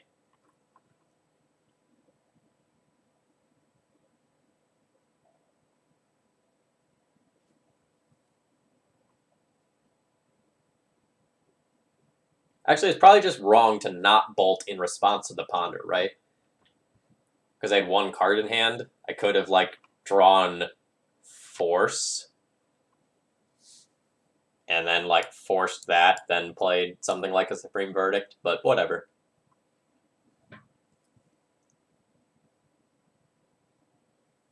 Alright, what do I want to cut? Maybe I only run 2 pieces of equipment, knowing that they have Krosan Grip, which is more annoying than usual, and then maybe I cut one other random card.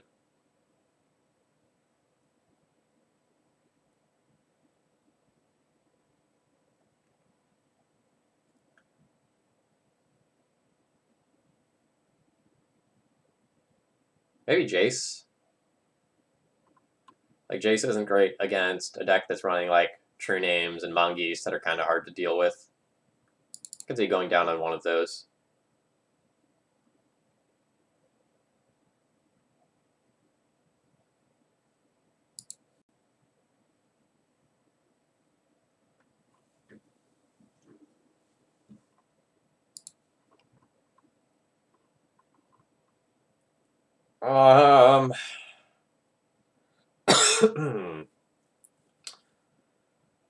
Chat, what do you think of this hand?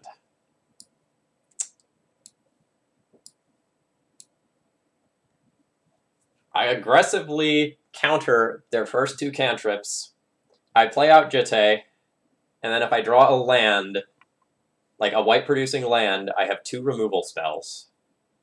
Is this a risk it for the biscuit hand? Or do I just ship this for something that's more solid and reasonable?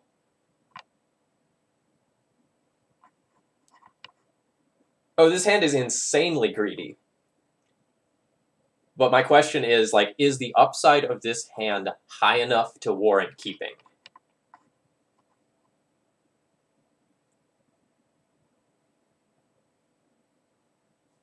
I'm going to like give the chat like 15 seconds to discuss this, and then I'll tell you what I think.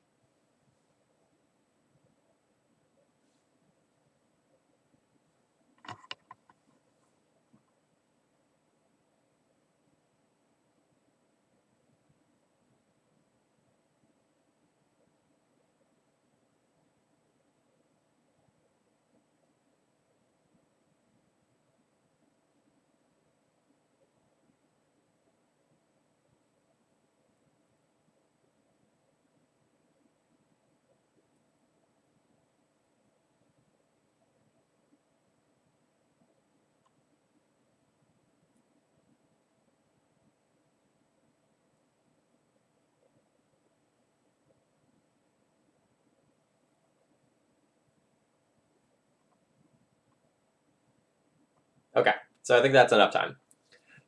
So I think this hand is a very reasonable keep, but I believe that it is very risky, and I think my deck's good enough against the opposing deck that I don't need to take the risk here. This hand is unplayable.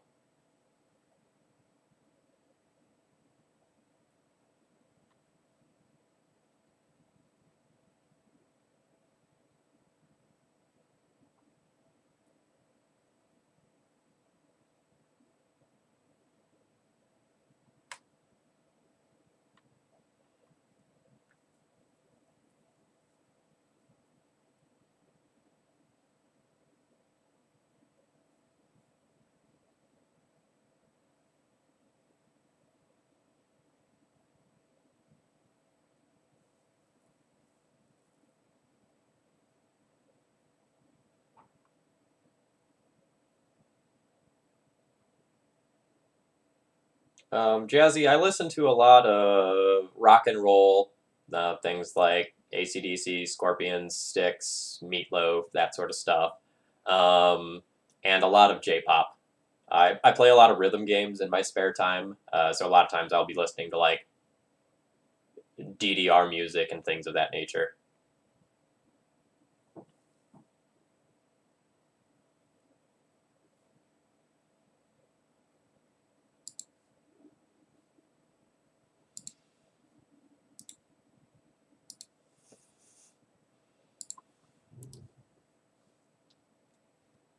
All right, we're losing this game to a wasteland.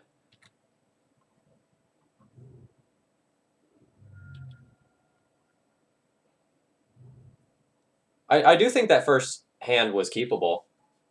So like, let's just kind of like mentally keep track of how this game would have gone. So we would have just gone Island Go, and then we would have gone like either Island Jitte or Island Pass, depending on what we drew.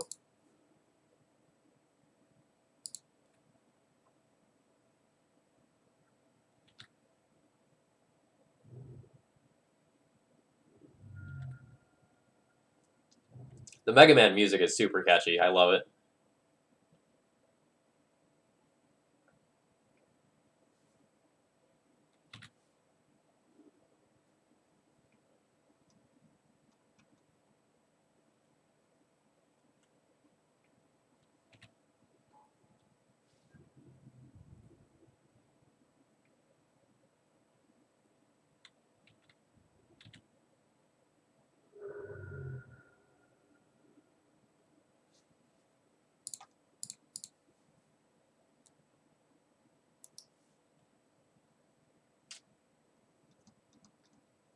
Yeah, so like with that 7, it's really a question of whether or not we draw the white source. Because if we draw the white source, I feel pretty good about like beating this hand.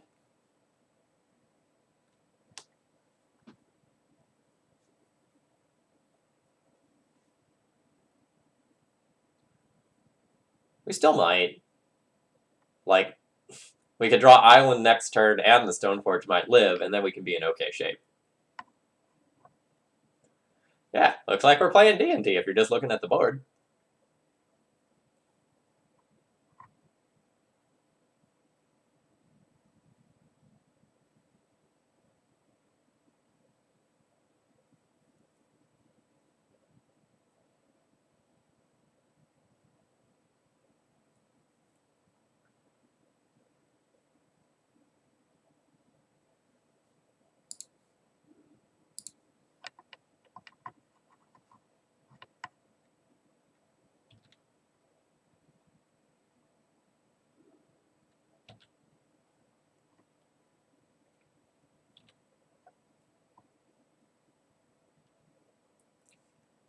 The goose is starting to get close to loose.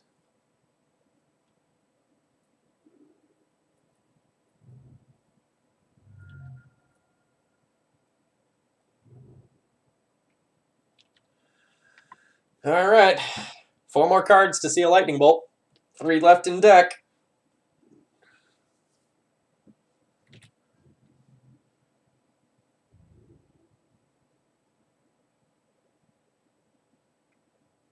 "100% not blocking that mongoose." Morning, Hondo. That's why we didn't block the mongoose.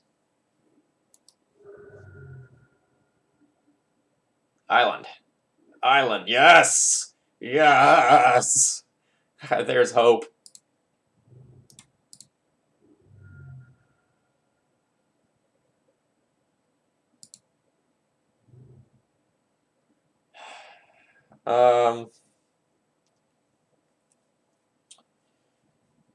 So how do I want to do this? I can ponder this turn and just like look for a land to make my land drop next turn, so I can theoretically go like Batterskull, Jitte, equip, go in. Or I can just brainstorm and try to smooth things out and ponder to shuffle if things are bad. Oh god, no. I'm activating Stoneforge now. I'm gonna brainstorm. Give myself the shuffle opportunity with ponder next turn if things are bad. And things are indeed bad. So I'll need to take one of these cards back. I don't think this is going to be a game where I'm going to have time to play back to basics. I think I'm going to need to use my mana to deal with the board, so I'm going to put back to basics 2 down.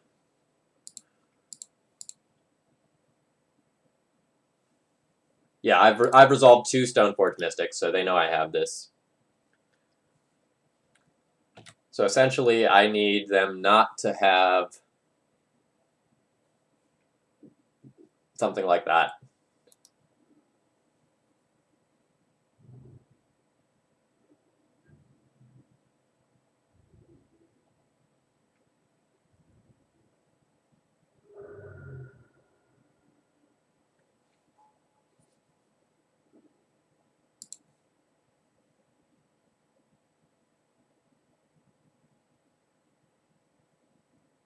Thought I put back to basics 2 down, but I guess not. I have no idea, Gabo Hunter.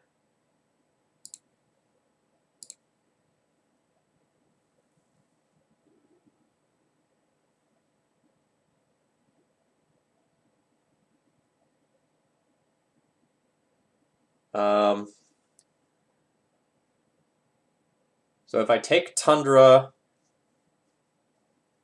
I can brainstorm to get 1 deeper. Try to have the last card be a 1-mana white removal spell to get rid of Delver.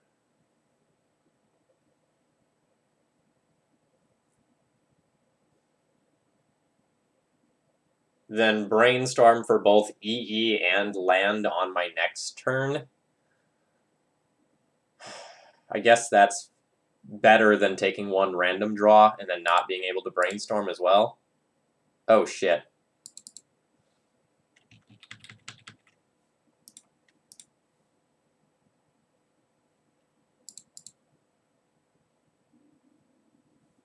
Can I really not undo that?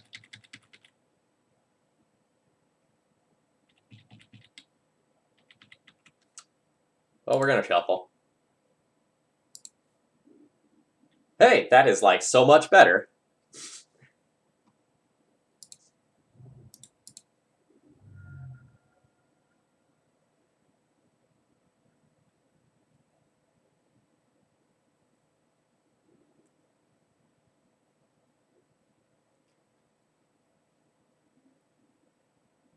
So I actually might need to take Tundra here so that I have some chance of casting Supreme Verdict on my next turn.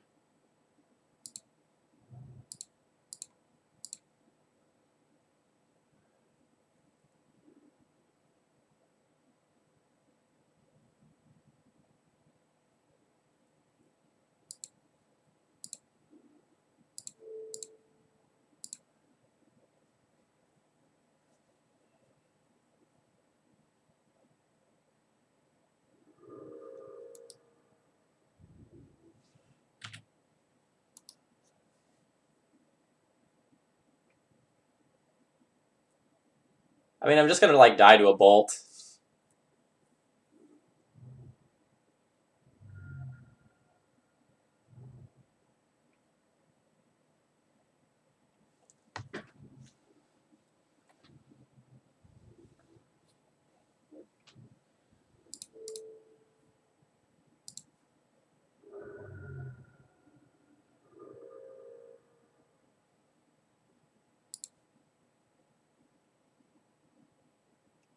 Well, Zach, what we're gonna do is we're gonna brainstorm, and we're gonna get EE, and then we're gonna throw a giant fucking party.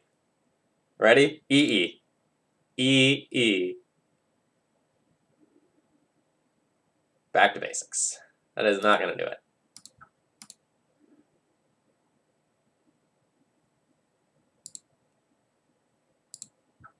That's fine. We're still 2-1. And, like, we lost that one to a mult of 5.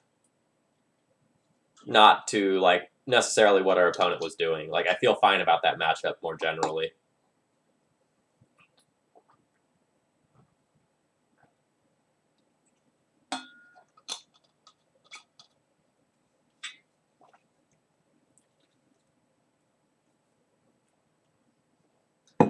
Like, I think I played to my outs pretty well that game. Like, I'm happy with how I played that one. The misclick on Ponder there was slightly annoying, but it ended up working out very well, so it's fine. Like, I was already considering, like, shuffling that to do something better and, like, take a greater risk. Oh, hi!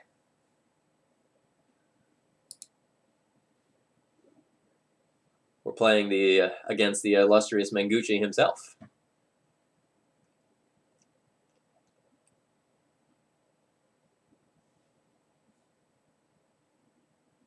My hand's mediocre, but I'm gonna keep it. Like, who knows what he's playing because he, like, does a bunch of random stuff for Channel Fireball. Eldrazi is the answer.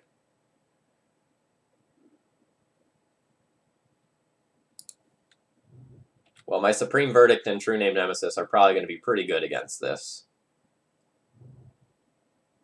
Counterspells, less so.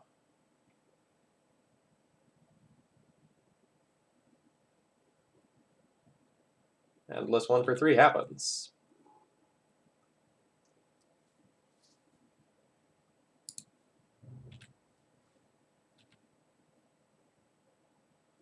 Oh, I don't teach the Asterix comics, but they're fun. I enjoy them.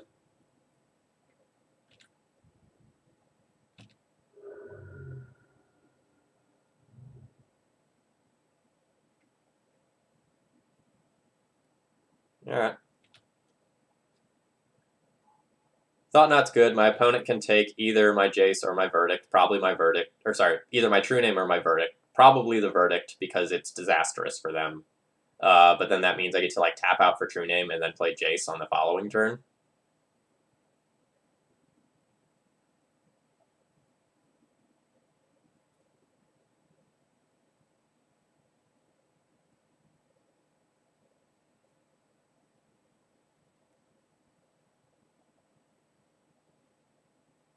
Yeah, I mean, this is a Legacy Premier League face-off right now.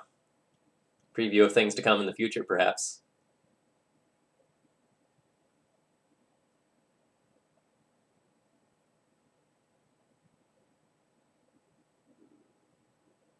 And Reggie is a legend. So,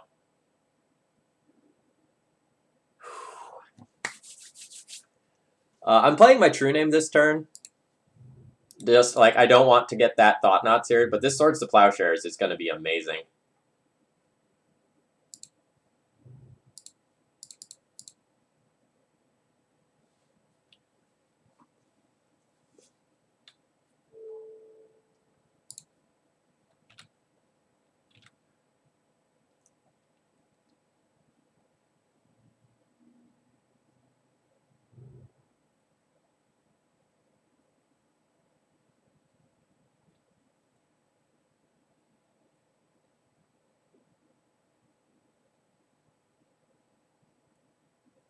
Ah, yes, the tech of Cavern on Ape, so that you can go and cast Simian Spirit Guide. Ooh, Reality Smasher. Very good against True-Name Nemesis.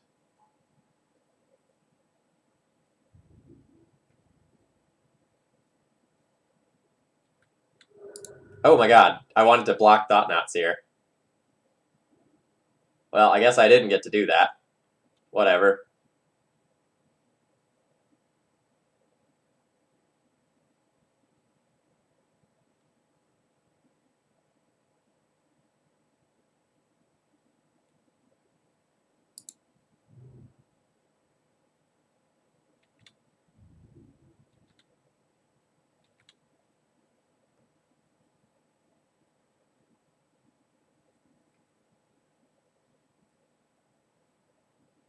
Wow, second Smasher.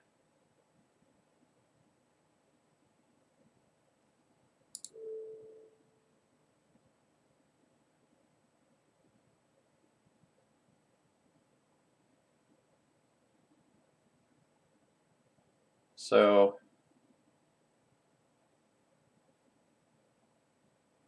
okay, this is bad. Oh, that thing's uncounterable, too. So I guess that's happening.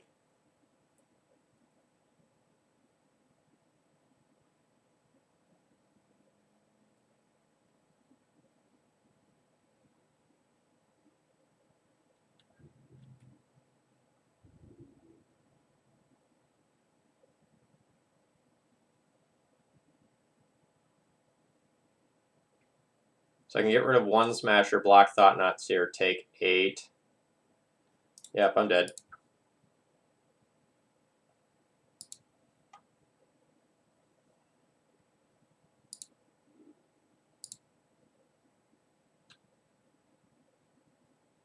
So if I'd blocked properly last turn, I would have had 4 more life to work with. I would have Swords the Reality Smasher, blocked here,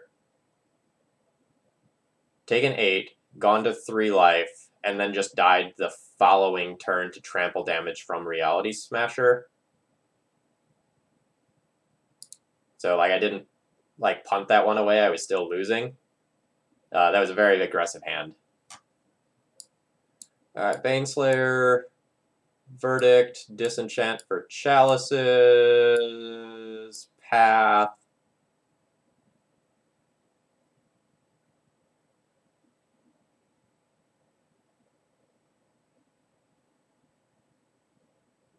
Probably everything that I'll want.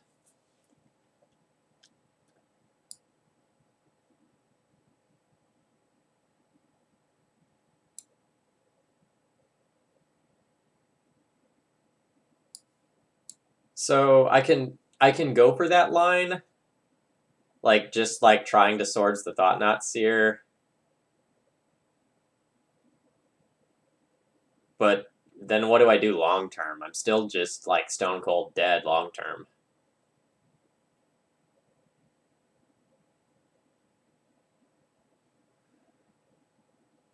So I don't want my Pierces, and from there I'm not exactly sure what I don't want.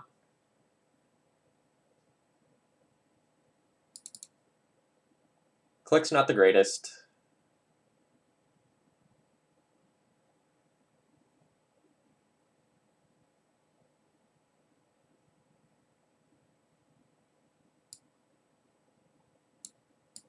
I guess I could go down Counterspells.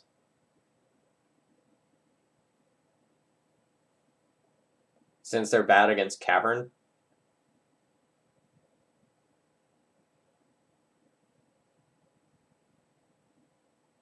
And I'm likely to tap out for things like Stoneforge Mystic and True-Name very aggressively in this matchup. I don't really have matchup experience here to know for sure.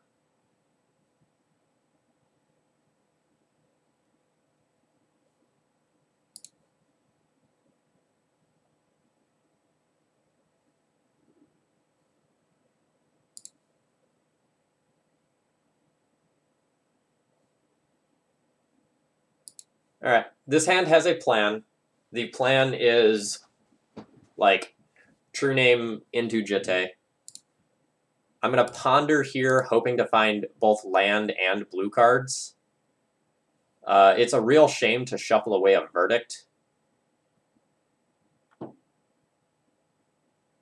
But I don't think I want to like ponder through 2 more things looking for land. I don't have double white right now. I'm not on track to hit land drops for True-Name. So I think I want to shuffle this. There's some merit in taking Force this turn so that I can cast Ponder next turn, and then I can try to like ponder into like 2 lands so that I can keep the Verdict.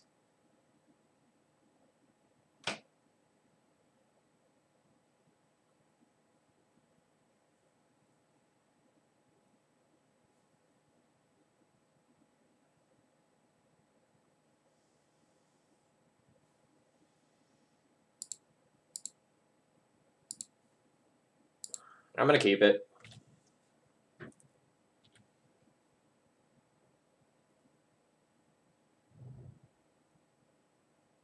Mimic's fine.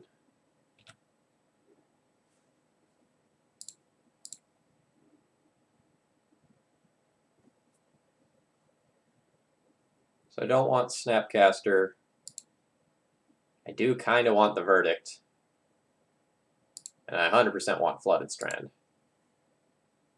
No, I won't shuffle my library.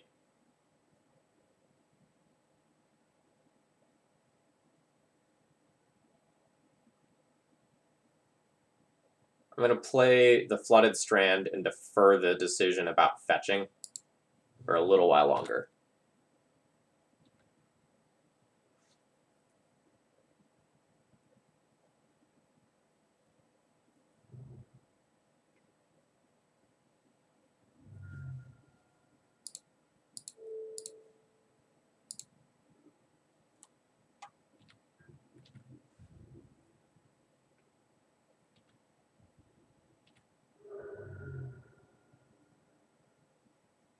I think I'm going to take the Verdict.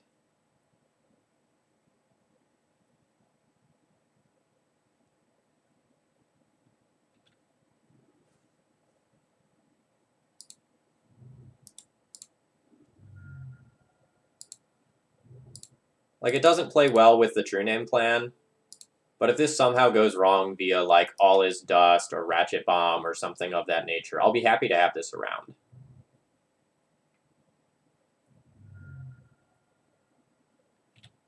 Man, do I know how to call them or what?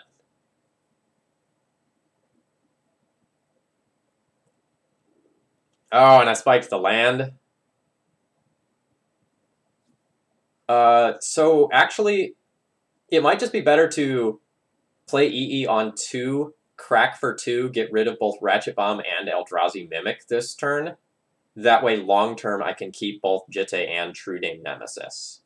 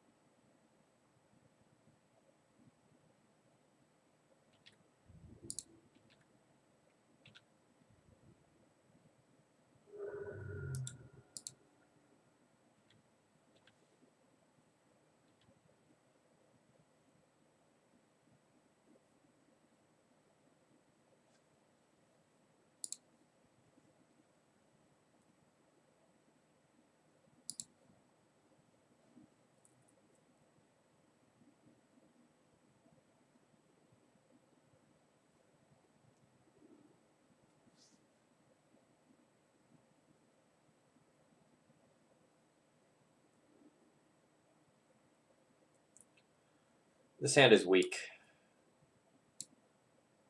My opponent just like plays a turn 1 Chalice and I can't Brainstorm. This hand does nothing.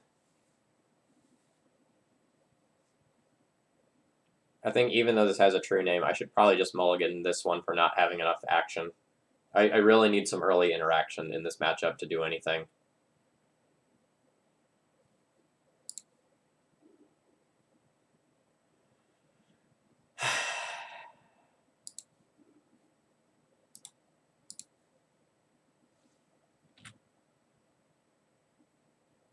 Mulligans today have been a little rough.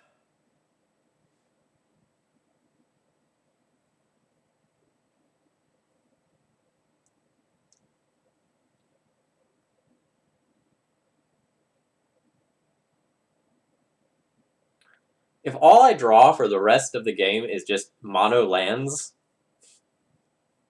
I'd be pretty happy.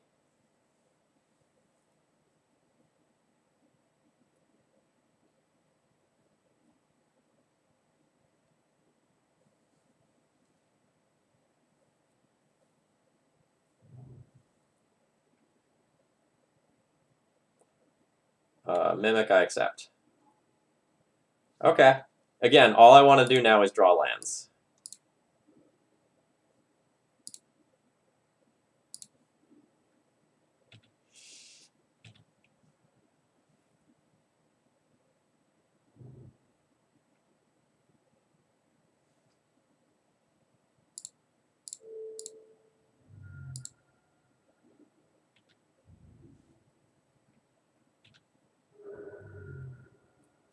Come on. Come on, Ponder. I accept planes into a second Ponder.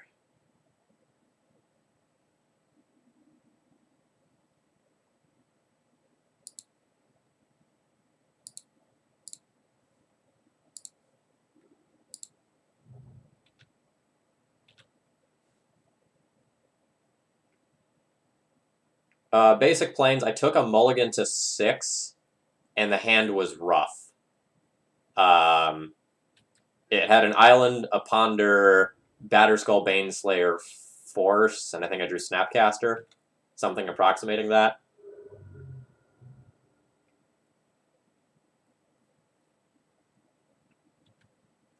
I mean, basically, we had a bad but keepable 6. That's where we were at. Karn's very bad. Very, very bad for us. You can have an Ayavugan.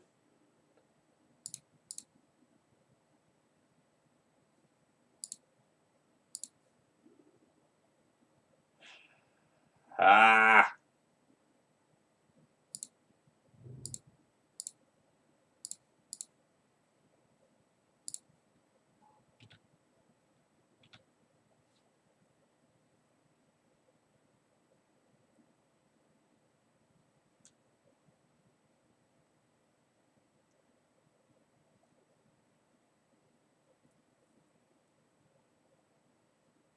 I think if Menguchi plays patiently, I'm just dead. If he goes for Reality Smash, it's crippling. That gets the verdict, and I'm probably not getting to 5 mana this game before my opponent just goldfishes me. So I'm hoping to draw Brainstorm off the top so that I can like hit a land drop and Swords to Plowshares to Thought-Knot Seer to draw me into another land.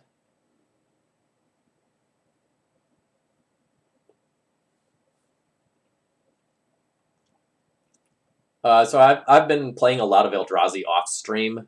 I've gotten a 5-0, a 4-1, and a 3-2 with it so far. The card in the sideboard is super awkward because of Ayavugan, like not being able to like contribute towards casting it. So I don't love it, but I haven't taken it out of the deck either. I'm running 2 Karns in my Eldrazi list.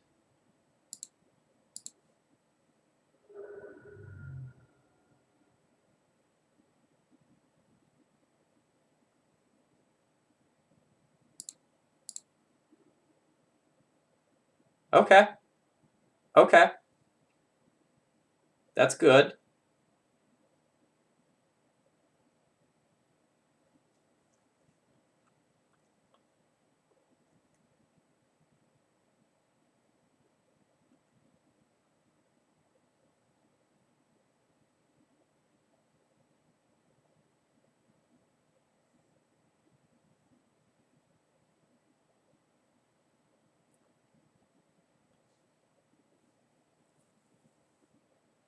So, my opponent can Karn minus, put in Reality Smasher. If my opponent does that, this goes up to 5. So this is 5, 9, 12, 13. I'm still just dead, even if I source the Plowshares a Reality Smasher. So I need to, even if I Brainstorm, that doesn't work. I can't get rid of 2 creatures here. I am just dead. Well, I guess I'm going to make him do the Reality Smasher play.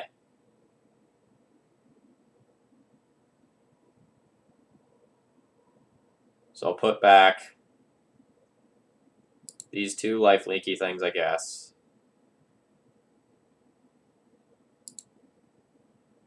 Okay, alternatively, I can try to source the Plowshares Thought-Knots here, get me 1 deeper, Brainstorm into... Yeah. Okay.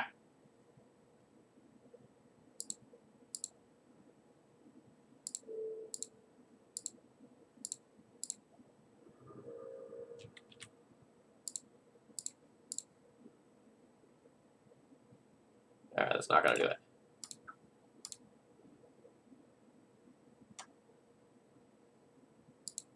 Rats.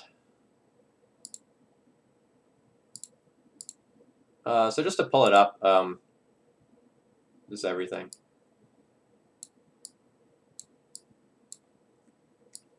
This is the Eldrazi Decklist that I've been streaming with. Been pretty happy with it. So, like, just to talk about the Karns for a minute. Where are they? The 3 Eye of Ugins that I'm playing don't contribute towards casting the Karn. And some of your things that are effectively soul lands, like Eldrazi Temple, don't actually contribute towards it. So it's a much slower play than it is in other decks. The minus mode is also very bad here. In the post-sideboard games, a lot of times you have either 0 or 1 artifacts on board. So Karn is really just like a one-sided Howling Mine versus your control decks most of the time.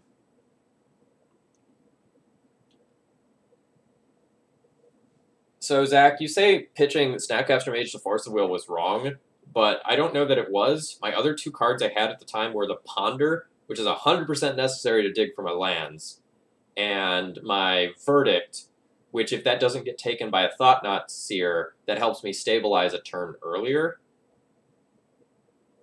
Like, no, Chalice is here. It's over here in the X pile.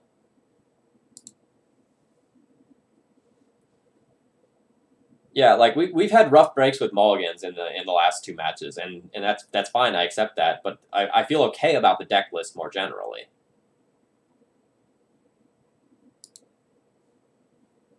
Oh, that's the wrong one. This one.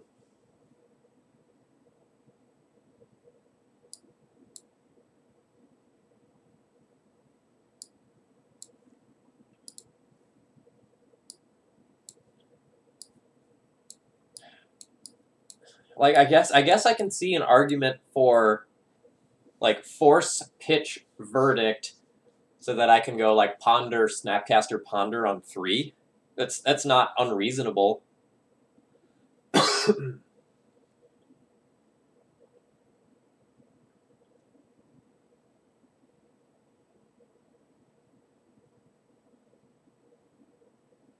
Yeah, okay.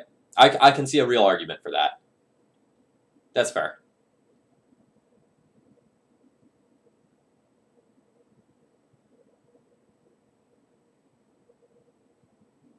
But at the same time, there is still a pretty big difference between 4 and 5 lands.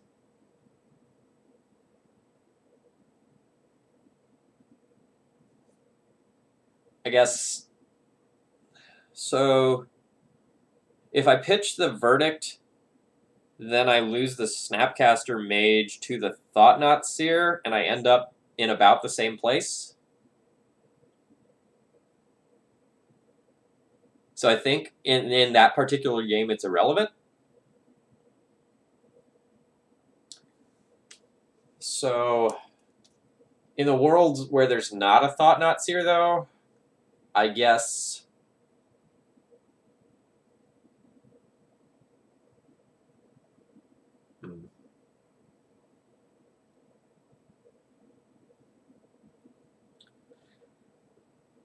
So if I keep the Snapcaster Mage, I can pitch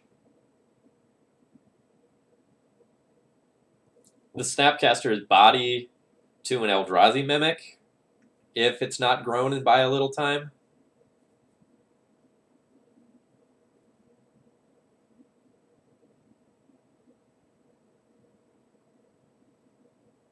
Yeah, that's fair as well. I'm going to think about that for a minute. All right, chat, I'm going to run to the restroom real quick, and then we'll go into our next round.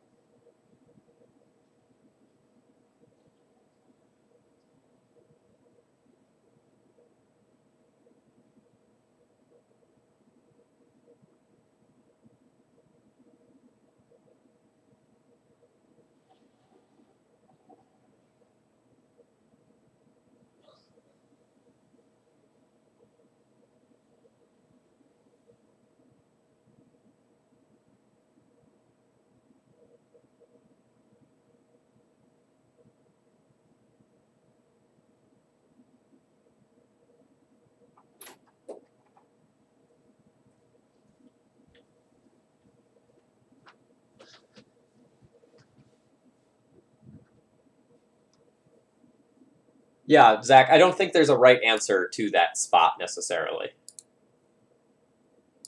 But I do agree that I should have given it more thought at the time than what I did.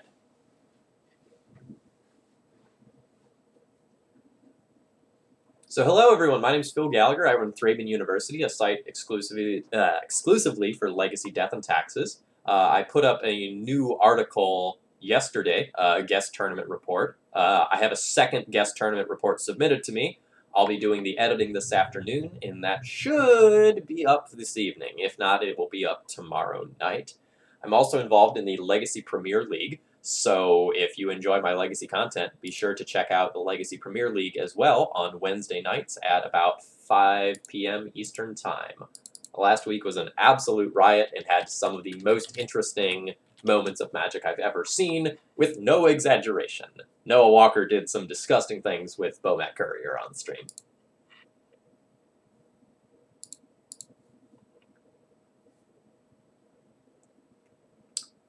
I'm not comfortable with keeping this one-lander without any cantrips to help smooth things out. I don't think that's a good place to be, even on the draw.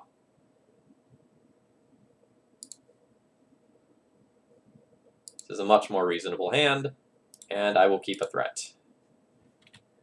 I think historically my opponent has played a bunch of like bug decks.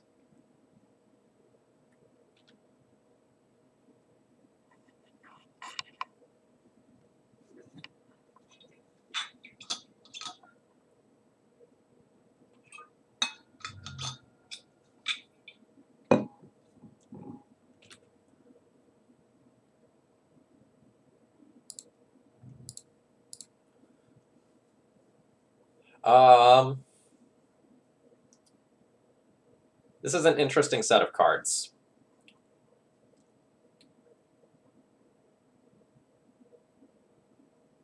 Yeah, our hand does scream miracles, that's true. I kind of want all three of these cards, which I think means I won't play the Stoneforge Mystic on turn. Okay, maybe I let the Spell Pierce go and take both Back to Basics and Jace the Mind Sculptor, and then shuffle away the Pierce and just play like a tap-out game, curving Stoneforge into Back to Basics into Jace the Mind Sculptor. I like that. So I'll shuffle away the Pierce, and then which one do I want to expose to discard? Probably the Back to Basics. Like, there's a real argument for like which one of these you want to hide on top. I think I'm going to hide the Back to Basics, because the surprise of that is real rough.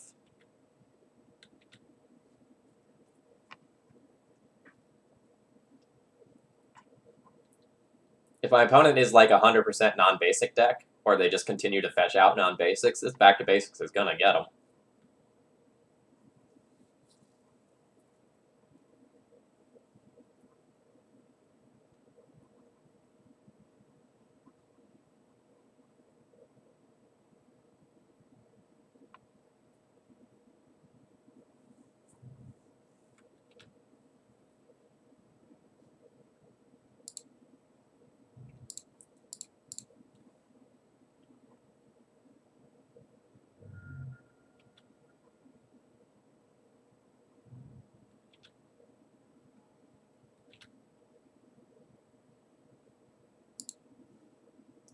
I'm going to get Batterskull here to incentivize my opponent to remove the Stoneforge Mystic, because them using an Abrupt Decay on a Stoneforge and not on Back to Basics is very ideal for me.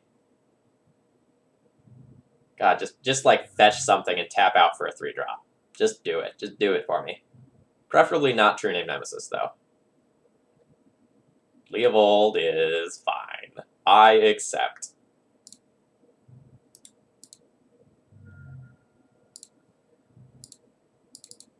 Come on. Oh, yeah. Oh, yeah. So, my donor, you wanted Back to Basics. Here it is, finally.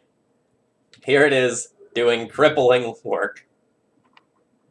I could just Swords the Leo, but I think I want to click and trade with it mid-combat. And I'll click... Ooh, wait, hold on.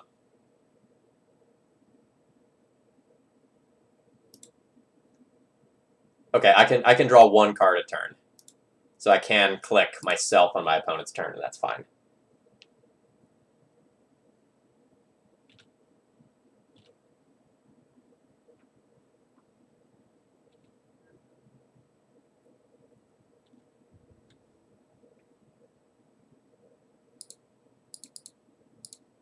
All right, I want to ambush Viper this.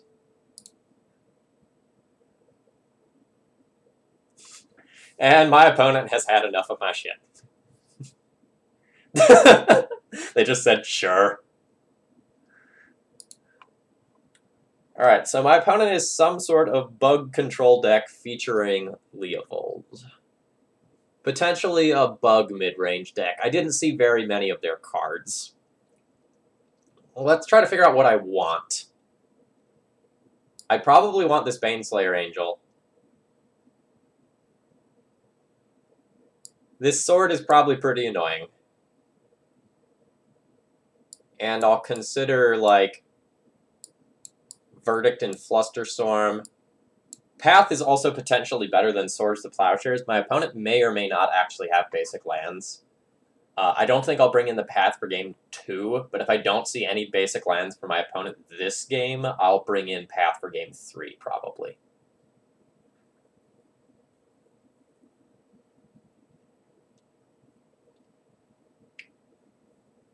So a lot of times in like control mirrors or pseudo control mirrors, you just like want to ride your card advantage in whatever way you can. That may mean that I'm supposed to like board out 3 of my Force of Wills and just submit like Fluster Verdict over them.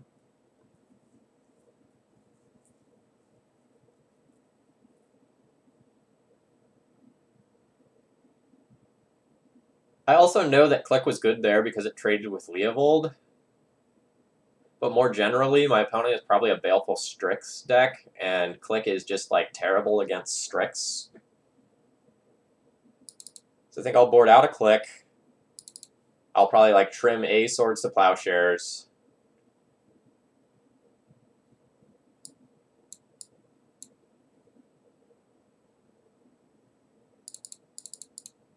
I could go down to 1 Force.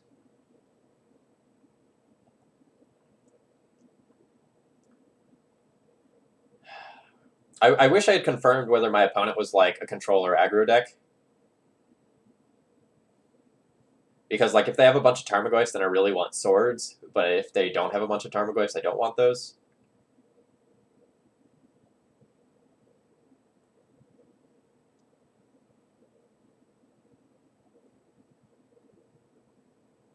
On the draw, I'll go heavier on Swords to Plowshares.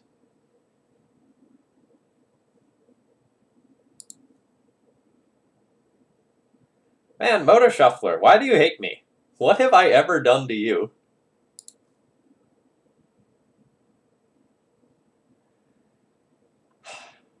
This is still very bad. This is very, very bad. I really want to scry a land at the top here. Counterspell, no. Bottom.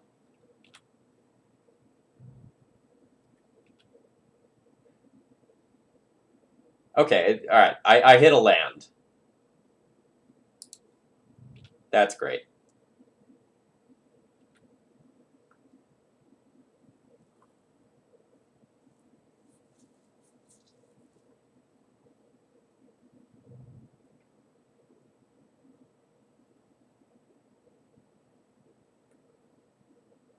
Yeah, that's fine.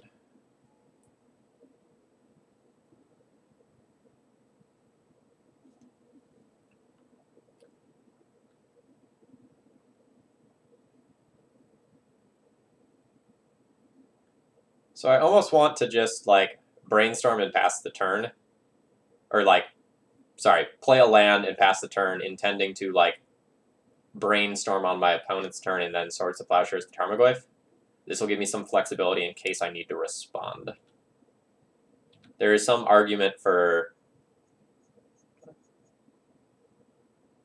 like, not waiting in case my opponent has something like a Flusterstorm that they use to just counter my cantrip.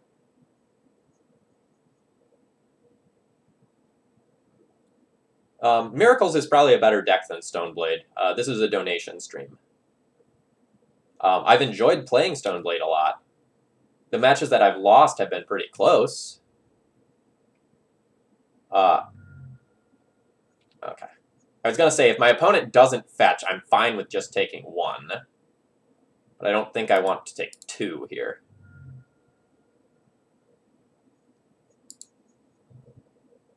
Alright, so my opponent did show us the basics, so I won't want to play that path that I talked about.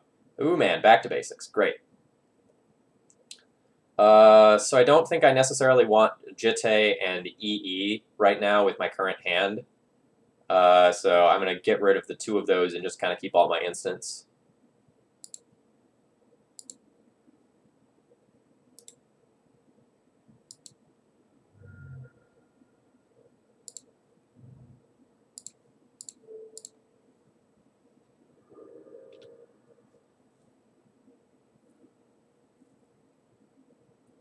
So if I play back to basics right here, my opponent might just, like, abrupt decay it. Do I accept that trade? I think I accept that trade if my opponent has it. Like, make them have it or I cripple them. Alternatively, I can just, like, brainstorm here and try to find, like, a Stoneforge Mystic and play that first. I don't hate that idea, but if I get Brainstorm locked, it's super awkward.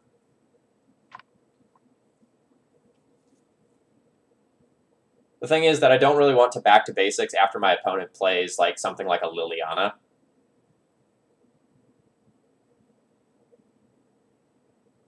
That would be like super awkward.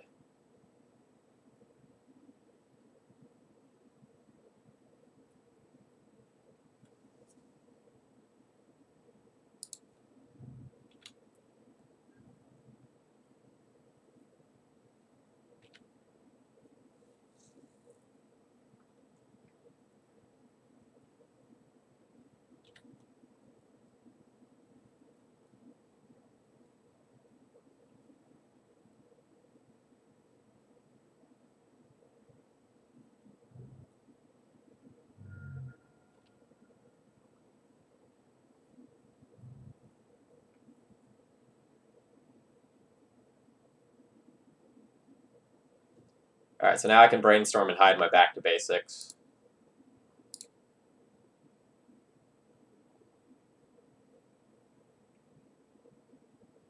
Okay. Back to basics is going to be my top card, and I'm going to play that this turn. And then I don't really care about the rest of my cards very much. I think I'm going to put back a land second in hopes of just shuffling it away. So I think I'm going to try to will Flooded Strand to stay in my hand and put Plains back.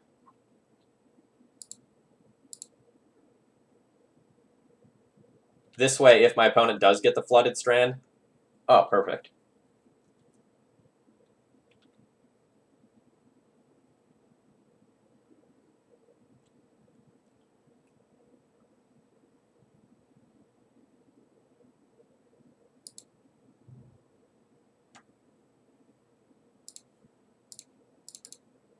So my opponent does have Swamp Forest right now, so they get to continue to play Magic, but I just double Sinkhold them.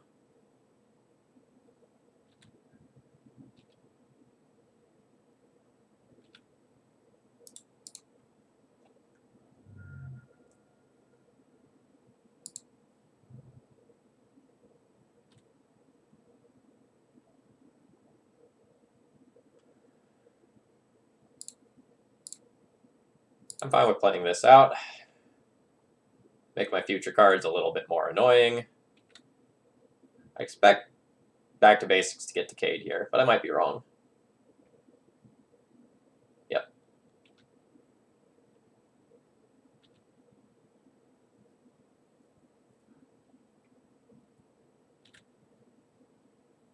So I don't really care about my opponent drawing any creature-based threat.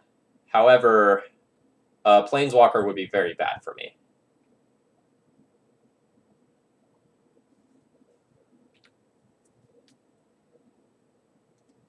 I think Jace would probably be my best top deck, with something like a True-Name Nemesis being close behind. Not gonna play Tundra so that I can potentially Brainstorm it away.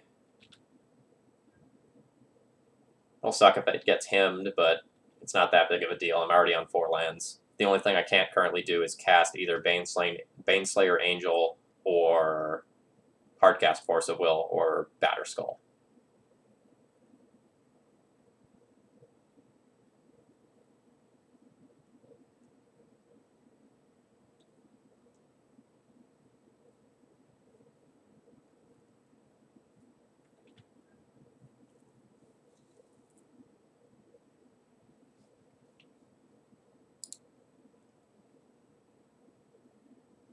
So I can't Snapcaster Ponder, but I can Snapcaster Brainstorm.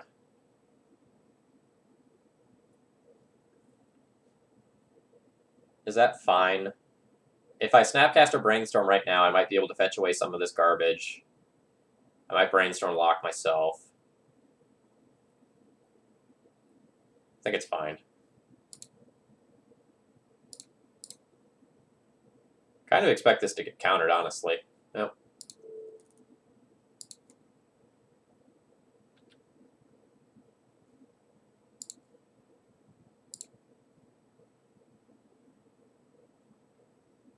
That's fine.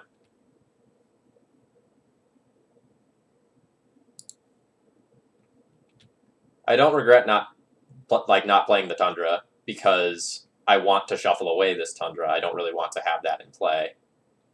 Yeah, this is the sort of thing I was worried about.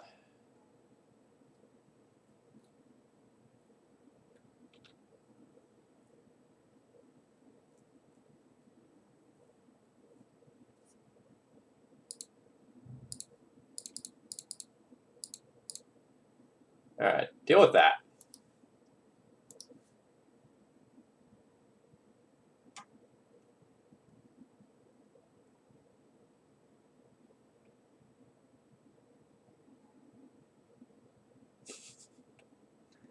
First strike.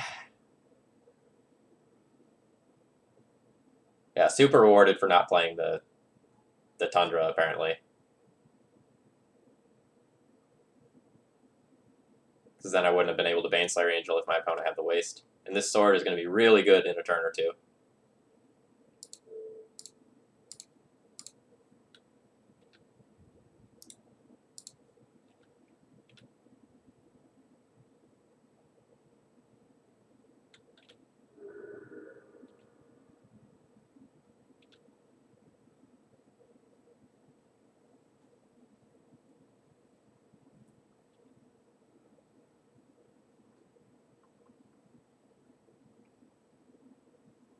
More Baleful Strix.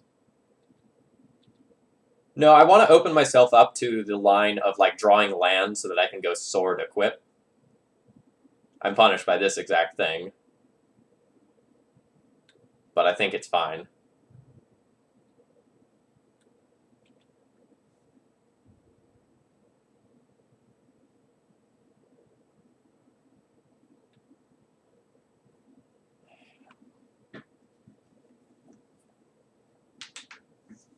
Okay, how do I want to do this turn? I think I want to try to kill the Liliana this turn to, like, stop this whole, like, Baleful Strix recursion thing.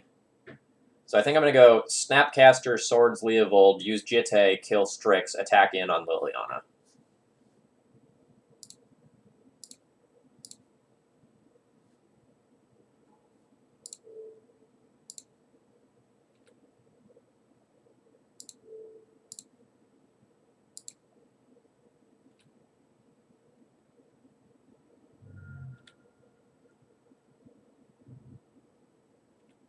Do I put him another Spell Pierce? Because that would be daggers.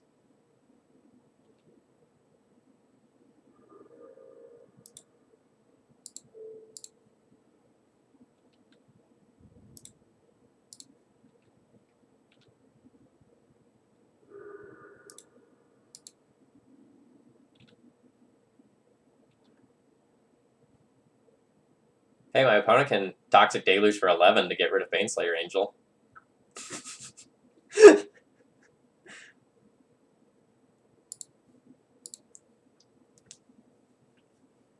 Okay, so let's talk about the deck list. I went 3-2.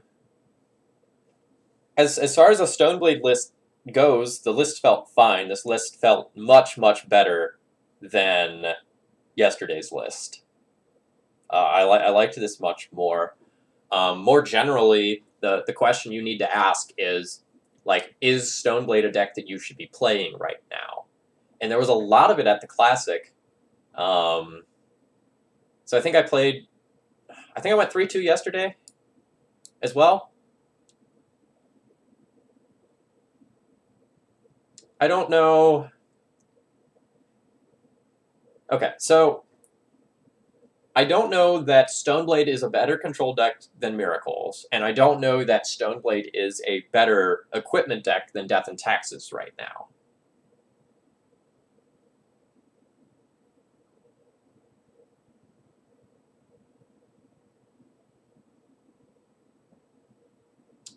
Yeah, that's right. I nearly 4-1'd yesterday, and I think I fucked something up. That's right.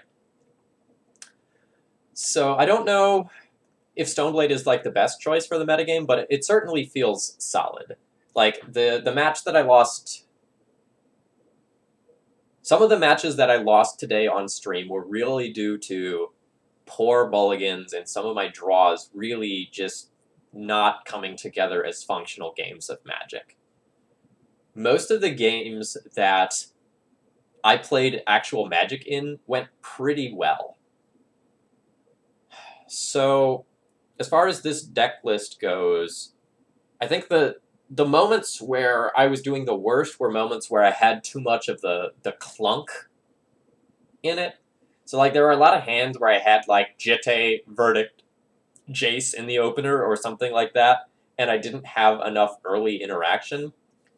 So I wonder if, like, my curve is, like, one too many cards up here, and I wonder if, like, say, maybe back to basics isn't the best plan right now, and maybe this should be, like, one more Spell Pierce and one Path, or something like that, or maybe, like, one more Spell Pierced and a 21st land. because I was hurting for mana in a lot of the games. And on that note, like, the Baneslayer Angel was pretty sexy, but like maybe because it is 5 mana, that's too much for some of the matchups, and I should just play an Elspeth in that slot like I used to before. I'm not 100% sure on that. Phil, are you planning on keeping streaming on these early mornings? I'm not sure. My first teacher workday is... I thought it was the 9th, but that doesn't seem to make sense. So my first full teacher workday must be like the 6th or the 13th. I guess I'll have to look. Hold on, I think I have a letter right here.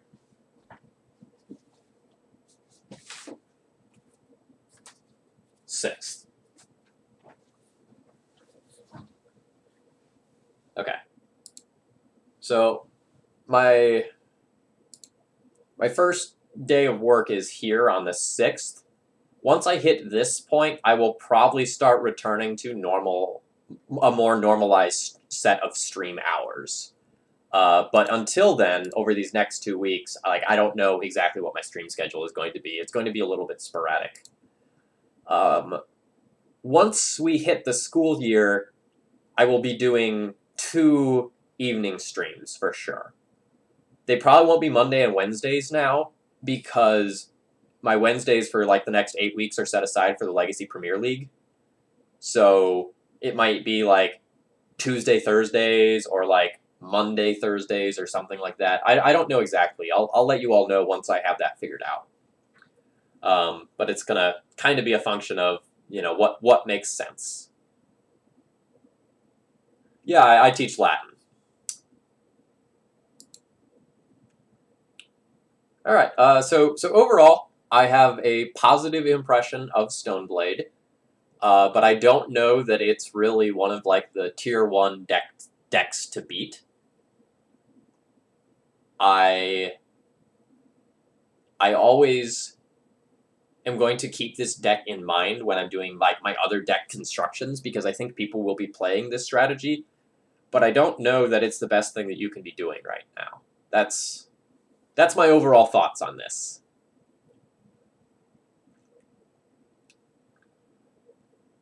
Yeah, and like I'll try to mix my stream times up a little bit in the next 2 weeks here, so that people in different time zones can see me live, because I know that matters.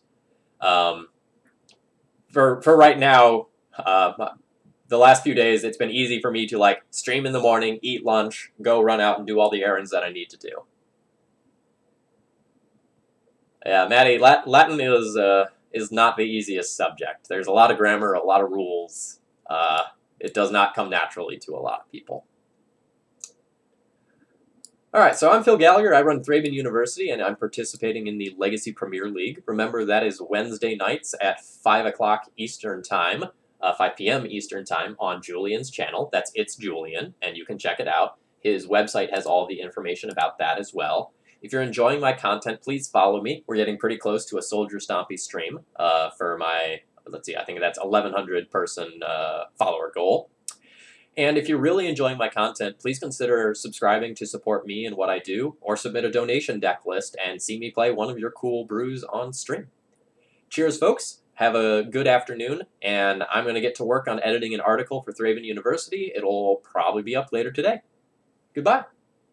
Oh, Salve et Wale, Scott.